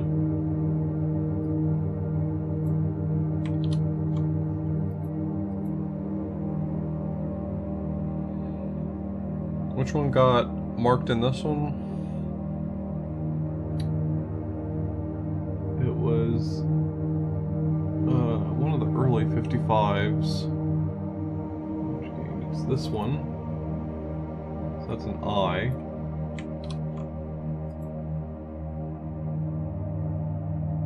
And then a 25 from here. It's an E.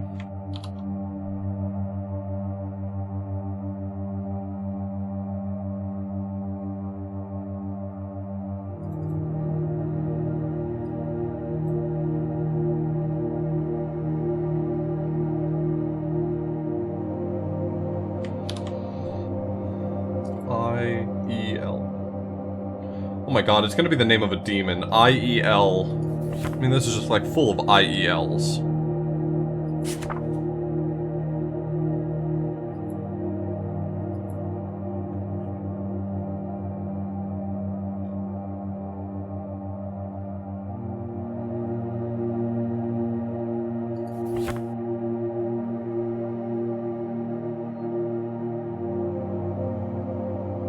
It's Pammerfiel. Or Pammerseal.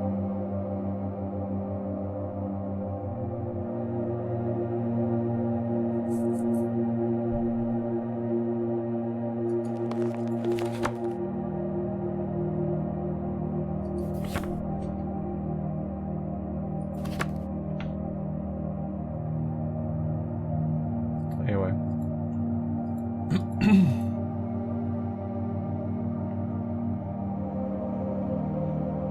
Well, we figured out a few sections of these.